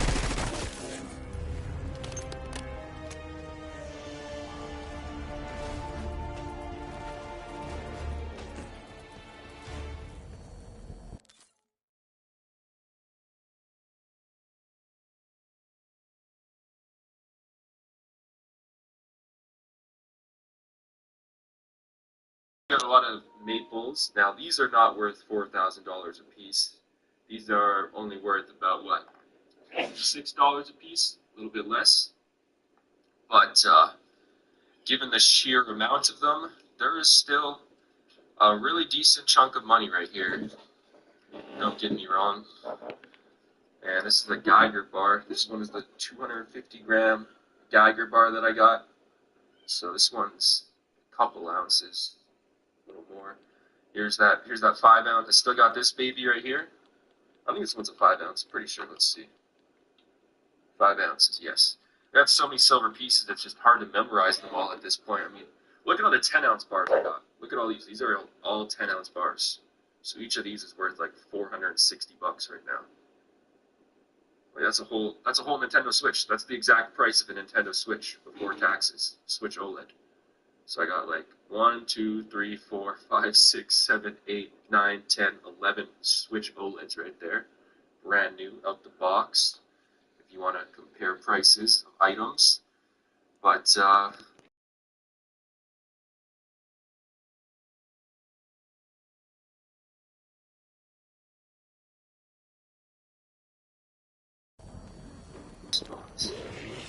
happening with silver is a big they're not shining. That's my bar that has the worst milk spot is actually this one right here. That's a rip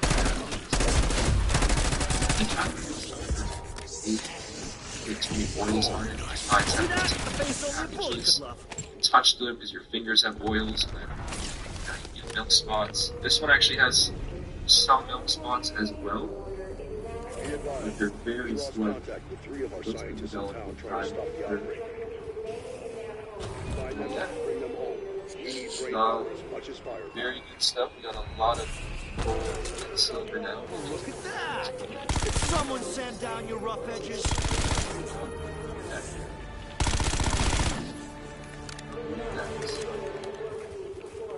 Yeah, maybe I'll do a live stream where I go through all this stuff. I don't think I've done gold and silver video before. It's kind of hard. Have now. Make a 5-minute video with all this stuff. Live stream.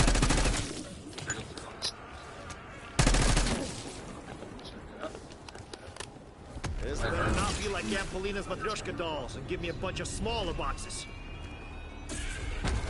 For a team who didn't got the hardware, God knows I've got the training. You're handling this well. Hey, what is up, everybody? Gold and silver are at all-time highs, and my haters are at all-time highs. Gold and silver are actually down over earlier today. Still, they are way up. Gold is above $4,100 one ounce. And just one of these now worth more than $4,000. At least in Spec Ops, I knew what weapons I'd deploy with. So as you can see right here, still 1 ounce gold. Oh yeah, jackpot. I'm gonna put this thing to work. There we go, so 1 ounce Canadian maple right there. All three of these are Canadian maples. So just alone right here, there's like $12,000 gold. Just those three. But then we got all this, all mine, like a lot of silver now. It's kind of hard to organize all of it, so I do got a lot of maples. Now these are not these are only worth $6 a bit less.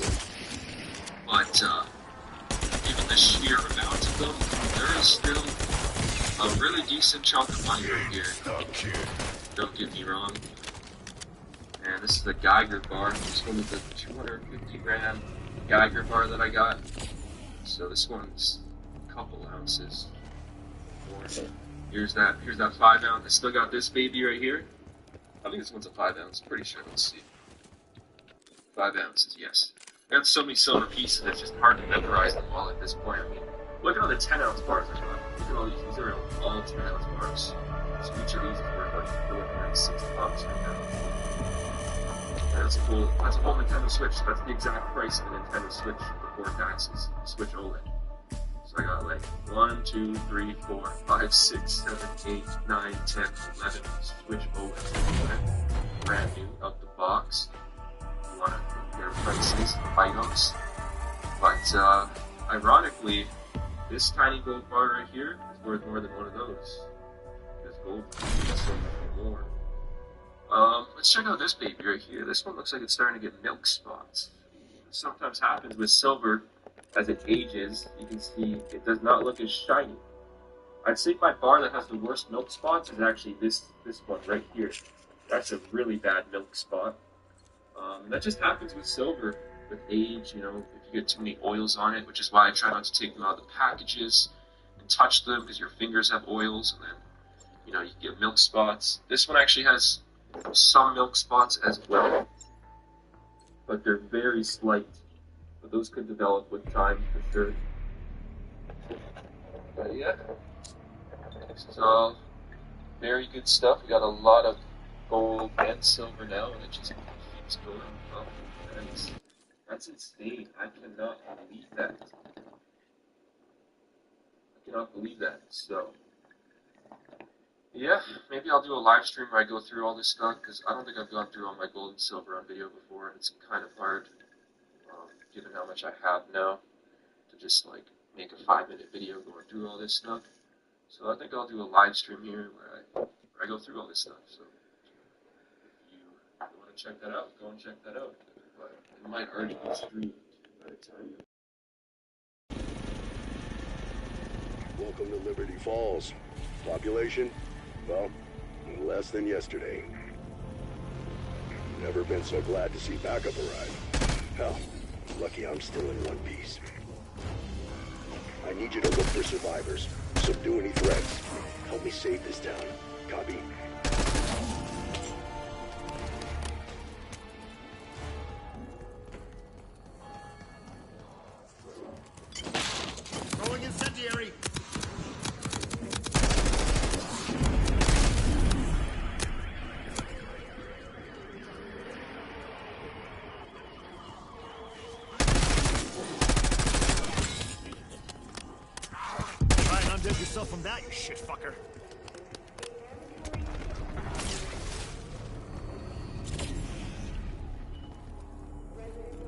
Listen up.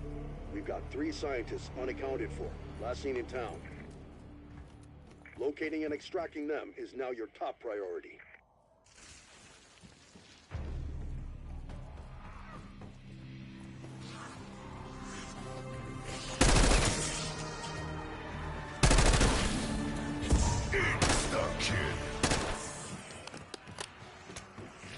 Any day now.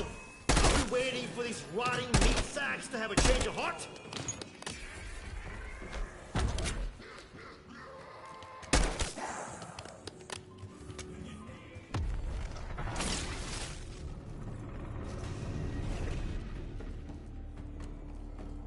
Sorry you came here yet.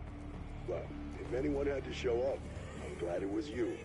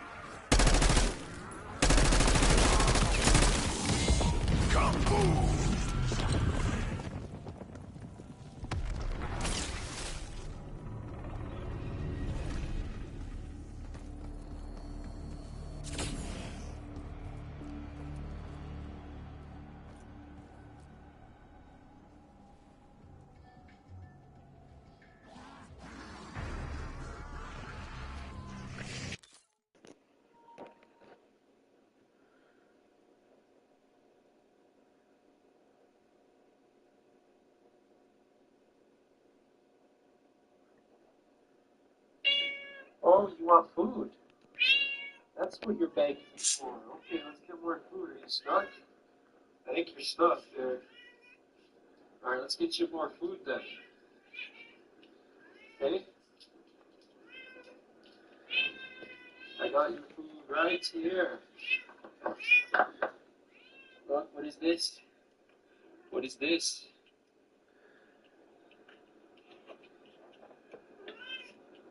What's that?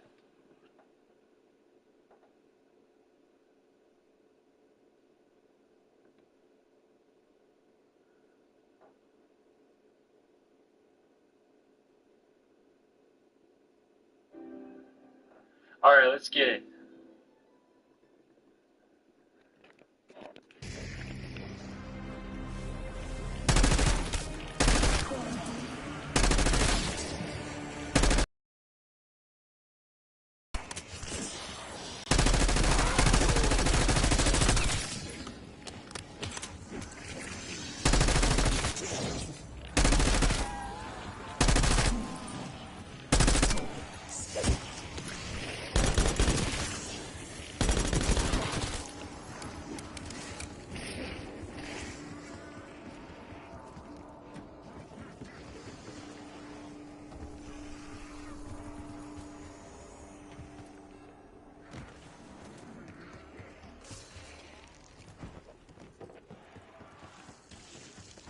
I'm in no mood for your shit today, Box. Cough up the goods. About fucking time someone dealt me a winning hand. Oh, good! Going batshit in prison didn't affect my aim.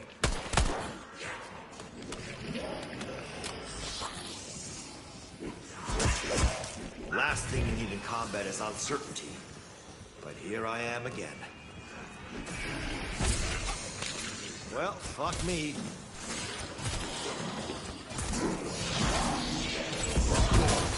Boy. Gonna not, I'm always on.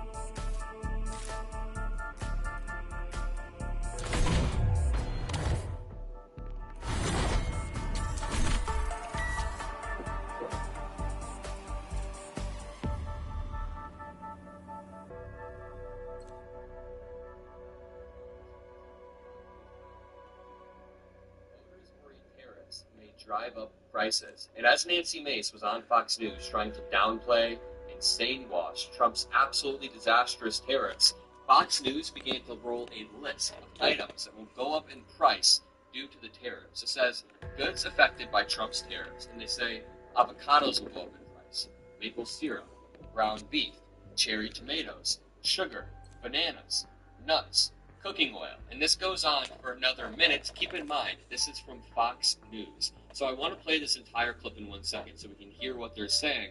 But first, let's jump over to the conservative subreddit. It is the largest community online for conservative-minded people, and you can even see the profile photo is Trump after he got shot, and it says, the largest conservative subreddit. So I visit this once or twice a week just to see what Republicans are thinking about the news, and this headline says, Trump says Canada, Mexico, and China tariffs will all be worth it, but may cause some pain. Let's read some of the responses. Someone said, I'm in the construction industry and would be lying if I said I wasn't a little nervous for this roller coaster. And the top response says, yeah, I'd love to extend a portion of my house sometime in the next 4 years. 5 years ago, I remember watching the price of lumber skyrocket as my parents were renovating their home. I'm screwed, aren't I? You might be, but you voted for this. Someone else said, a Hispanic conservative said, I'm a developer and investor. I'm trying to pull back a bit until things stabilize. It's a difficult time for us. Someone else said, what's the goal of the tariffs? The response says, it's certainly not fentanyl trafficking. Which is true. It is not fentanyl trafficking because there's not enough in Canada to justify it. As Trudeau said yesterday, less than 1% of all the trade in the United States is coming from the southern border. Even if people were coming from the border, Trudeau just allocated border stuff. Someone said it's either going to be for a state or he wants to things economic union. It's not that he truly wants to annex Canada. He's using this as a precursor to try to gain some sort of leverage over Canada. If you don't believe me, just read what he said earlier today. He said a few crazy things, but one of them said, without our massive subsidy, Canada ceases to exist as a viable country. Wow. Harsh, true. I felt like this when I earned my jump wings. Much lower taxes, far better military protection, no tariffs. So he's using economic government. He's trying to use tariffs as leverage to annex Canada. But like I say all the time, the only thing in box is a hammer. You'll always see it out. Right now, Trump's tariffs is somehow our allied country. Let's go back to this. Someone said he wants to annex territory by anything. Someone said, nope, do not want. Annexing Canada would be adding a shit ton of leftist votes in the Senate and Congress. Leave them alone. Someone said, this is the definition of a pissing contest. WTF, man. It is the definition. Someone else said, I'm really worried this is going to bite us hard, causing prices to skyrocket. Someone responded, prices are going up. Skyrocketing, not the lead. But this is the opposite direction of where inflation should be going. Why not negotiate for lower prices in those countries without all the leverage seen? Because Trump is not an inflation. Trump doesn't actually care about the fentanyl problem over the border that doesn't exist. He doesn't care about the fentanyl crisis of the average American. He has openly admitted this morning that Americans are being cousins. Let's go back to the Truth Social. I'm sure you guys have seen this post. And he says, after his entire schizophrenic post on here, he says, Got this the will be the hardware. golden age God of America. knows I've got the Will there be some pain? Yes, maybe, and maybe not. There will be. And then he says, but we will make America great again, and it will all be worth the price that must be paid. Who are you to say that? You don't have to pay the price. People around you, like Elon Musk, don't have to pay the price. It's the American citizens who voted for you, and even if they voted for you, you will be screwed over. But again, Elon Musk isn't going to have any effect on his life. I mean, I read this article of the It says, important Elon Musk. I'm going to link in the description. You should check this out. Help get some views and some traffic to these reads. Elon Musk is the epitome of welfare. $4.9 billion. That's how much he got from the tax money. And I'm not even counting SpaceX. An average temporary assistance for needed families in 2023 is $500. $500 per month. For family, 1 year benefits equals $6,000. That means this amount of money would provide 800,000 families with a full year of benefits. On top of that, Elon Musk's wealth jumped by $170 billion since the election. So let me reiterate, these tariffs will not hurt Trump or the people around him. They will be insulated. These tariffs will hurt the average American citizen, and Fox News is even talking about that. But let's continue very quickly. Someone said, what's the point of taxing Canada? Like, for real. And someone said, I wish he would have started with EU tariffs. The EU has been taking advantage of American businesses. Someone said, I pray Trump knows what he's doing. Oh my lord, I'm sorry, that's just hilarious. Because if this doesn't work and results in higher prices and nothing the average person can identify as positive, then people will sour on Trump. People will very quickly sour on Trump. Someone said, what is wrong if China only gets 10%? It is wrong to hurt your allies more than your rivals. And these are some of the more level-headed conservatives on Reddit, but a lot of people on Twitter were straight up saying, there was this huge MAGA account on Twitter that said something to the effect of, raise your hand if you're okay with higher prices as long as it's Trump.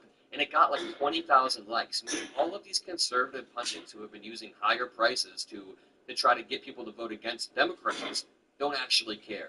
They're not affected in the same way that Trump and Elon aren't affected. Well, let's really quickly watch this Fox News segment that features Nancy Mace. Now, who you hear talking in the background is Nancy Mace. As she's trying to sane wash the Trump tariffs, Fox News begins to run a list of items that will go up in price. Just take a look.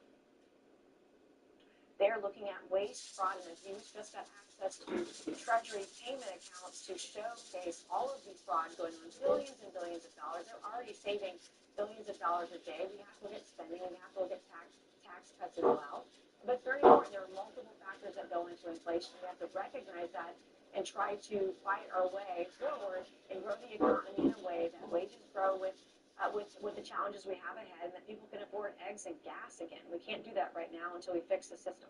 Wait a minute, before I play the response. She was saying people need to be able to afford eggs and gas. And as she was saying that, they showed that squash, cucumbers, strawberries, pineapples, Tonka trucks and toys, BMW, Audi, Nissan, Mazda, Ford, all of these car brands will go up in price. Crude oil, beer and alcohol, lumber, steel, shoes. Give me a break, Nancy Mace. And we were just looking at a scrolling list of some of the products and companies that are going to be affected. It seems like virtually every sector of the American economy potentially could be targeted by these tariffs, and the tariffs that Mexico and Canada have now announced that they will institute against U.S. goods. Okay, at least this dude is talking about it in like a factual way. She just has a smug smile while he's describing the price increases that Americans will face. He's smugly sitting there smiling. So make sure you drop a like. Go check out the Substack in the description below. Go read some of what we're writing. We're making a Gen Z centralized Substack where we talk about Elon Musk, Trump, pro-democracy stuff. It'll be the first link in the description. I love you guys. I'll see you in the next video, and peace out.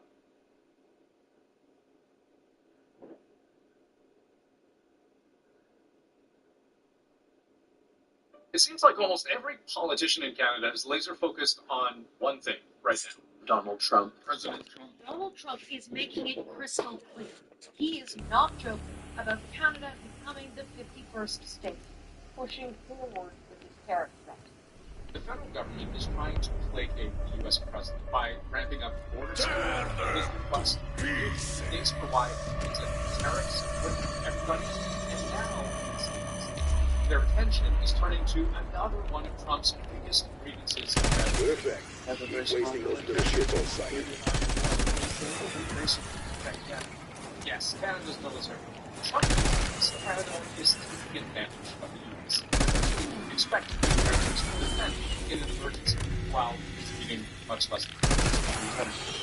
The Americans relying on the security they provide. There are a number of people in the U.S. defense fascism that absolutely think it's very good driving itself.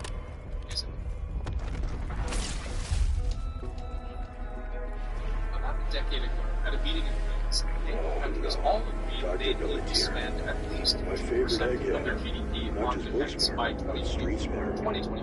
The idea that no one country, namely the US, would be stuck in their naval military needs of battlefields. Canada is part of the sign, but it didn't in the years that followed. In 2020, NATO estimates that Canada spent just under 1.4% of its GDP. That's coming up somewhere close to $20 billion. Senior members of Congress have come out and said that Canada is underspending. It's not living up to this. Two on the chest, one on the head. Security umbrella. Spoiler, the head's all you need. But we're spending hundreds of millions of dollars at their disposal. Military spending was an irritant. It was personal. We'll put down what is your number? How we talk about 70% increase past years. In terms of the number, we're at 1.3. 1.4%. That was in 2019, and it's barely much. And this at a time when NATO countries are feeling increasingly threatened by their most powerful enemies. Across the NATO alliance, there's been a really significant increase in defense preparation in response to what Russia did in February 2022. Careful wasn't always an empire. Back in 2021, before the war in Ukraine began, it beat their 2% spending. So, Canada wants to help. But percent of those countries will defend. It's among the eight. And it's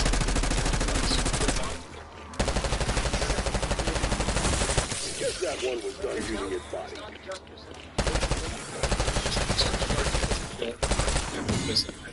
NATO members are also expected to put 20% of their defense spending towards military. Last year, Canada was one of only 2 countries.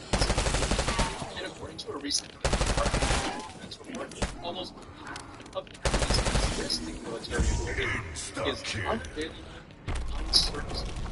We underinvested for too long a period of time, and now we both don't have enough numbers and spending. But we don't actually have the results of what that spending can give us. Nothing like a little upgrade to make a man feel young again. Ships to actually contribute operationally in the way that the Americans will care about. The pressure really started ramping up on Canada to fulfill its NATO commitments last year.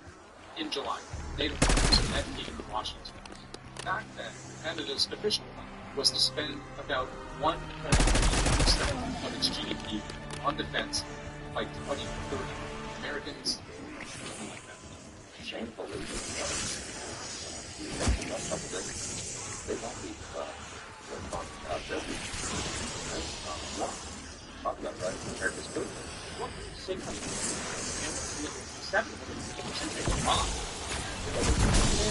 You fuckheads like my plasma death ball? We're basically launch for but didn't even yet have a plan to get. And then, seemingly out of nowhere, on the last day of the summit, Canada fully expects to reach NATO's 2% GDP spending target by 2032. It wasn't a small thing.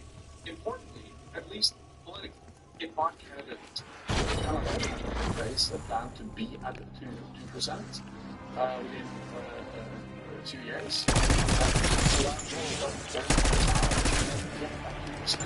They have a plan in place. But the Americans will I cannot speak for the Americans.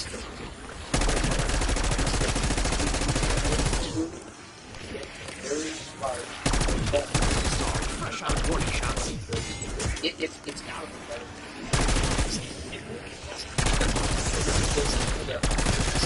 It made its target 2 years late, which was actually lay out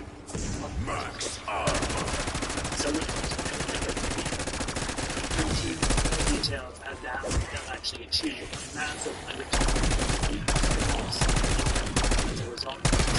In April, the government did release an defense spending, mostly in Canada's north. But in the Trudeau government's last fiscal update, the fall economic statement, there was no new money in defense beyond what was already originally planned.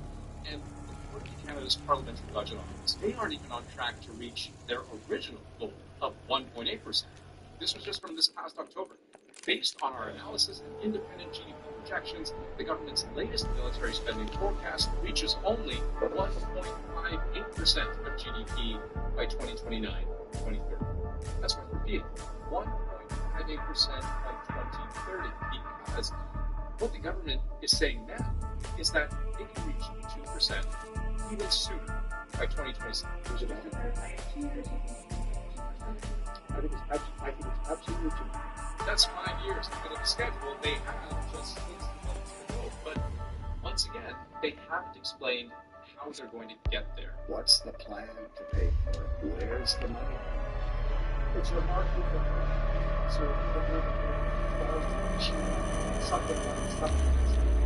So, what's the rush? Why yet another announcement without a costed public plan to go along with it? Well, Donald Trump is the X factor. He's weaponizing concessions out of America's trading partners. We basically painted a target on ourselves that says, hey, you can call us out for our defense spending. And if we don't meet it, it's pretty clear there's going to be hell to pay. There's no real way for the U.S. or any other country to force Canada to bump up its defense spending, because those NATO commitments aren't binding. This agreement to try to hit 2% of GDP on military spending, it's not a requirement of membership, just a statement of intent. But this is still a vulnerability, and Canada's premiers know this. We have repeatedly at our joint conferences asked for the federal government to take that 2% target seriously, and I think we have to if we're going to avoid any future trade actions. We're just worried that if the federal government doesn't fulfill that obligation, it has direct ramifications on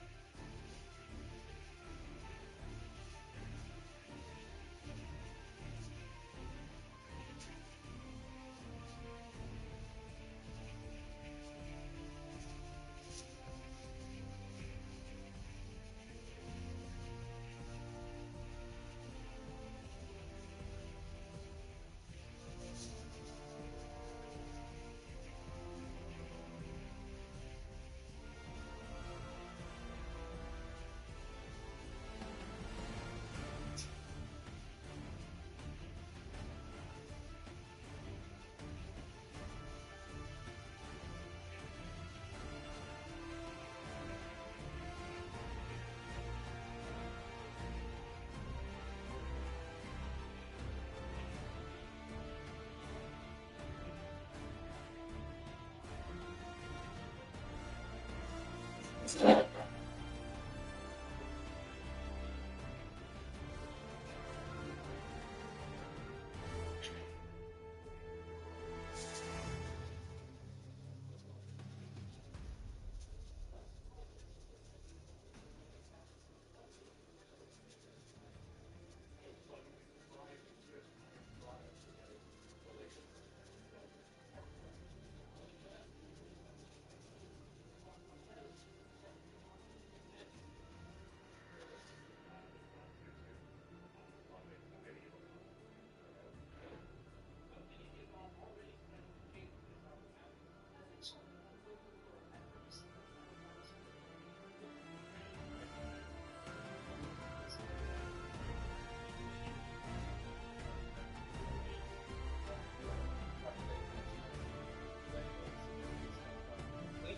To the Canadian products. That message is not only resonating with Canadians, but comedians are having a little fun with it too. You're gonna buy American maple syrup? It's just way apart. Prime Minister Justin Trudeau, along with premiers from across the country, are encouraging people to buy Canadian. Experts warn though, it might be hard to tell what's Canadian and what isn't, because the North American economy is so one. It says it's a great name, buy Canadian. Jared Roush has been helping Canadians find made in Canada products for years. He created a Buy Canadian page on the social media website Reddit during Donald Trump's first presidency. We're back at that once again, and it's a reality, so it's been growing in popularity. Experts say the Buy Canadian movement could have an impact, but to buy-in from consumers. CBC News. Let's bring in senior business reporter Nisha Patel. And Nisha, this is a severe shock to the economy. How is it expected to play out? Well, if this trade war lasts for just a month or two, experts tell me the hit to the economy will be limited. But if it goes on for a year, there's a real risk Canada will sink into recession. Demand for Canadian exports will drop and businesses will hold off on investment, knocking 2% or more off real GDP in 2025. And unemployment, which has already been ticking up for months, could hit 8%. If Donald Trump increases tariffs even further, as he's warned he might, the downturn will be even deeper. Government aid might help workers and businesses. What else is talking? Well, the Bank of Canada could respond with more aggressive interest rate cuts. The key rate right now stands at 3%. Some I've been holed up at the mansion since yesterday trying to organize a containment response. Now that you're here, let's lock down that AO. I'll track body cams and coordinate. That's the lowest in 2 decades, and New York State will fall even further. Canadian importers and travelers will feel their documents struck with bars, so there are two sides. So one thing to watch is the world.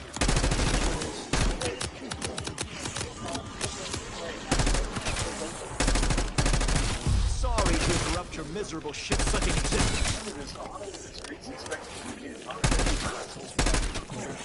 it's so integrated with U.S. plants. Starting midday, about 125,000 Canadians work directly for the industry with spin-off jobs. Search the area. We've got 3 Janus science personnel missing. $14 billion a year to the GDP.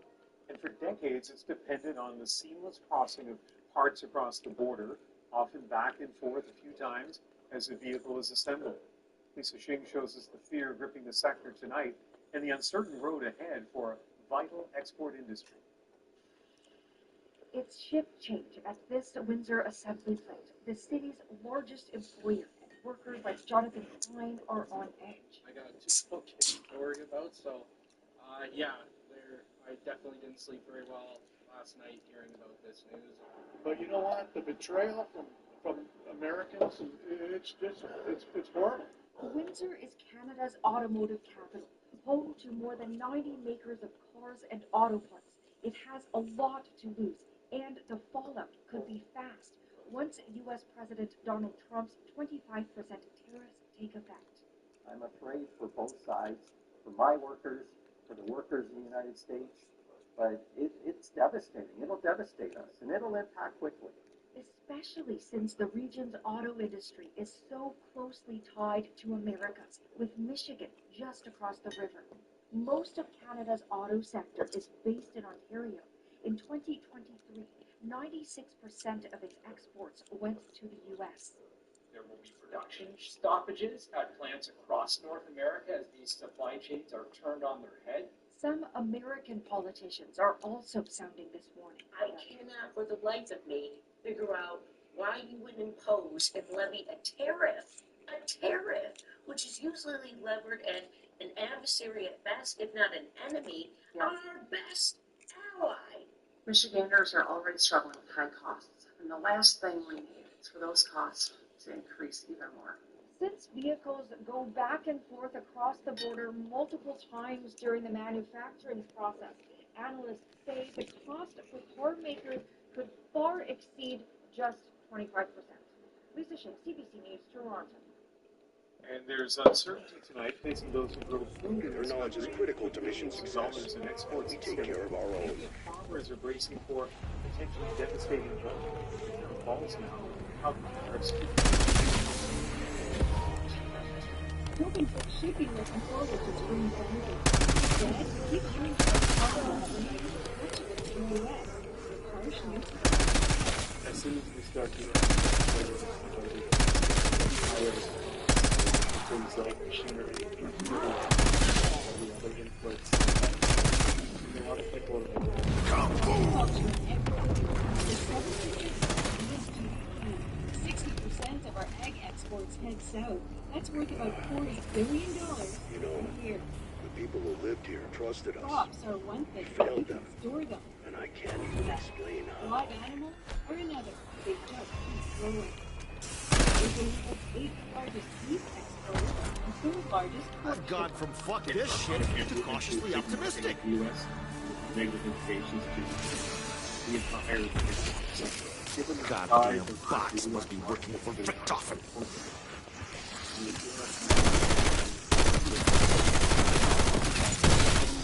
More than 2 million Canadians Roll the dice, shot in the dark, more like a pain in the ass. Oh, look at that! Did someone sand down your rough edges? Director from Farmgate. So if you were full of booze, you'd be more helpful. The agriculture sector will have to right size, and that means a smaller industry. It means losing jobs, losing farms, losing plants. With so much at stake and so much uncertainty, this please from farmers. It will be devastating, for sure. It is a wake-up call for us.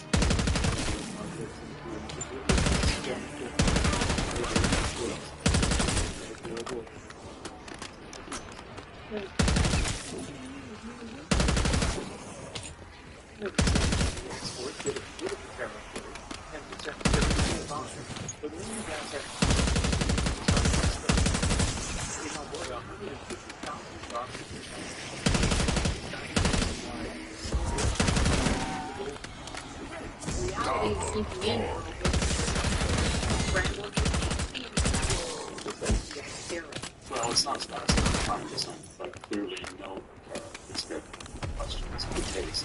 Albertans expect it might be them. I think this Middle finger of fate. Usually a middle finger. To buy Canadian. Drivers in the U.S. could quickly start paying more for gas. I think people are going to be pressing the case hard in the next few days to say to the president, this is still going to hurt the consumers. You're not going to have a bunch of happy consumers in swing states who just voted for you. And is that really what you want? The impact on Canada's industry will swiftly follow. This The impact on Canada's industry will swiftly follow. Less profitable than their U.S. peers.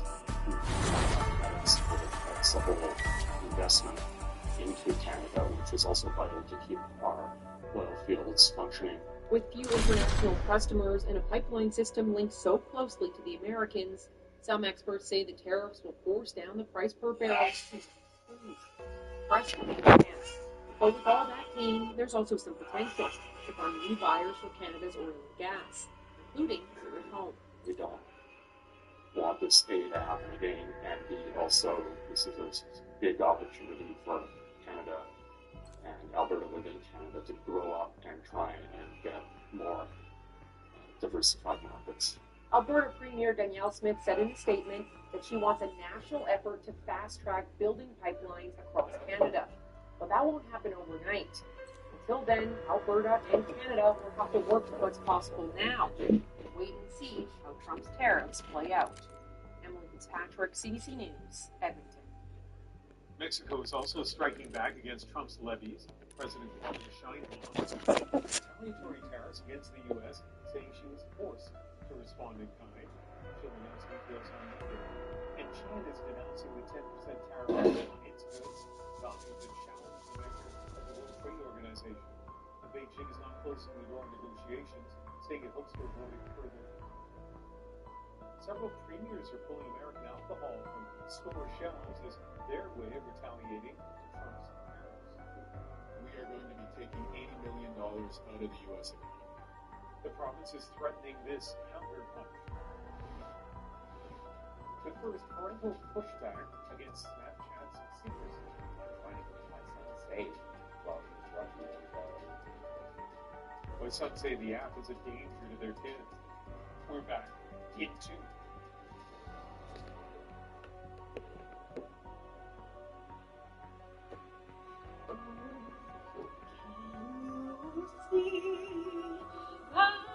Some fans at last night's Ottawa Senators game making no secret of their displeasure with the Trump tariffs. The American national anthem met with a rousing chorus of boos just hours after the U.S. president confirmed a 25% tariff on almost all Canadian imports will begin on Tuesday. Turning to other news in Philadelphia and Vancouver.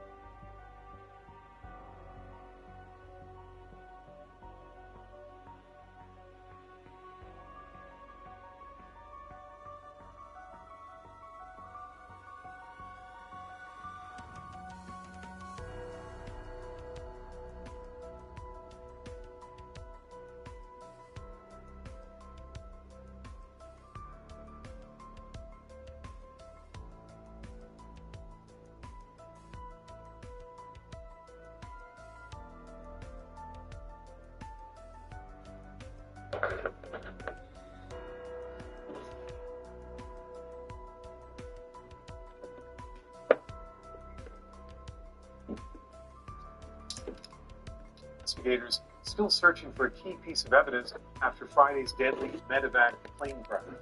We have located the two engines. This recorder, we're still looking for it. At least 7 people died after a Learjet plummeted and exploded on impact shortly after takeoff.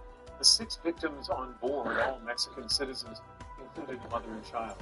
3 other people are still in hospital in critical condition. Officials say it could take days or weeks to get to the bottom of what caused the crash. An Ontario father says he's struggling to keep his teenage son away from drug dealers on Snapchat. Ithel Musa with our Go Public team on why some say the popular social media platform is ripe for drug trafficking. It's an app known for its fun filters, but one Ontario parent Alpha warns team, Snapchat this is is Chief of also Security where Blanchard. illicit drugs Are are you sold. a sight for sore eyes? I've been holed up in the mansion since yesterday trying to organize a containment response. Now that you're here, let's lock down that AO. I'll track body cams and coordinate.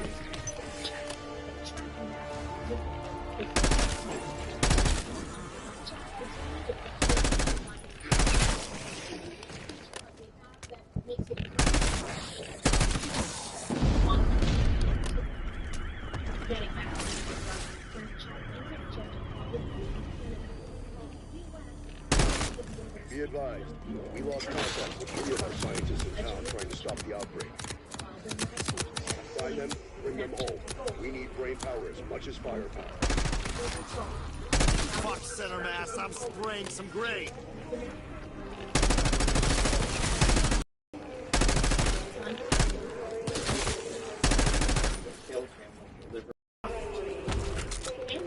Looks like someone wants me to blow these stinking corpses back to hell.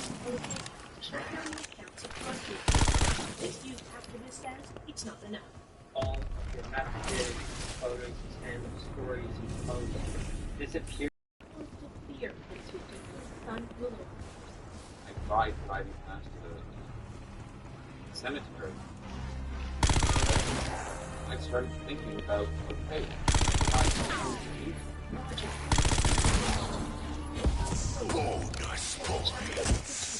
The challenge. tonight, a trade war with the Americans.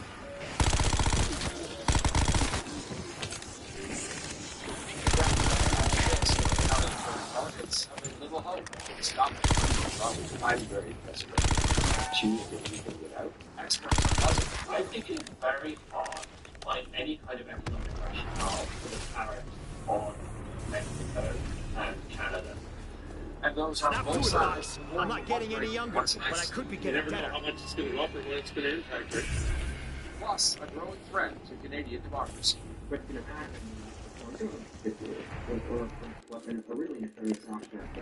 How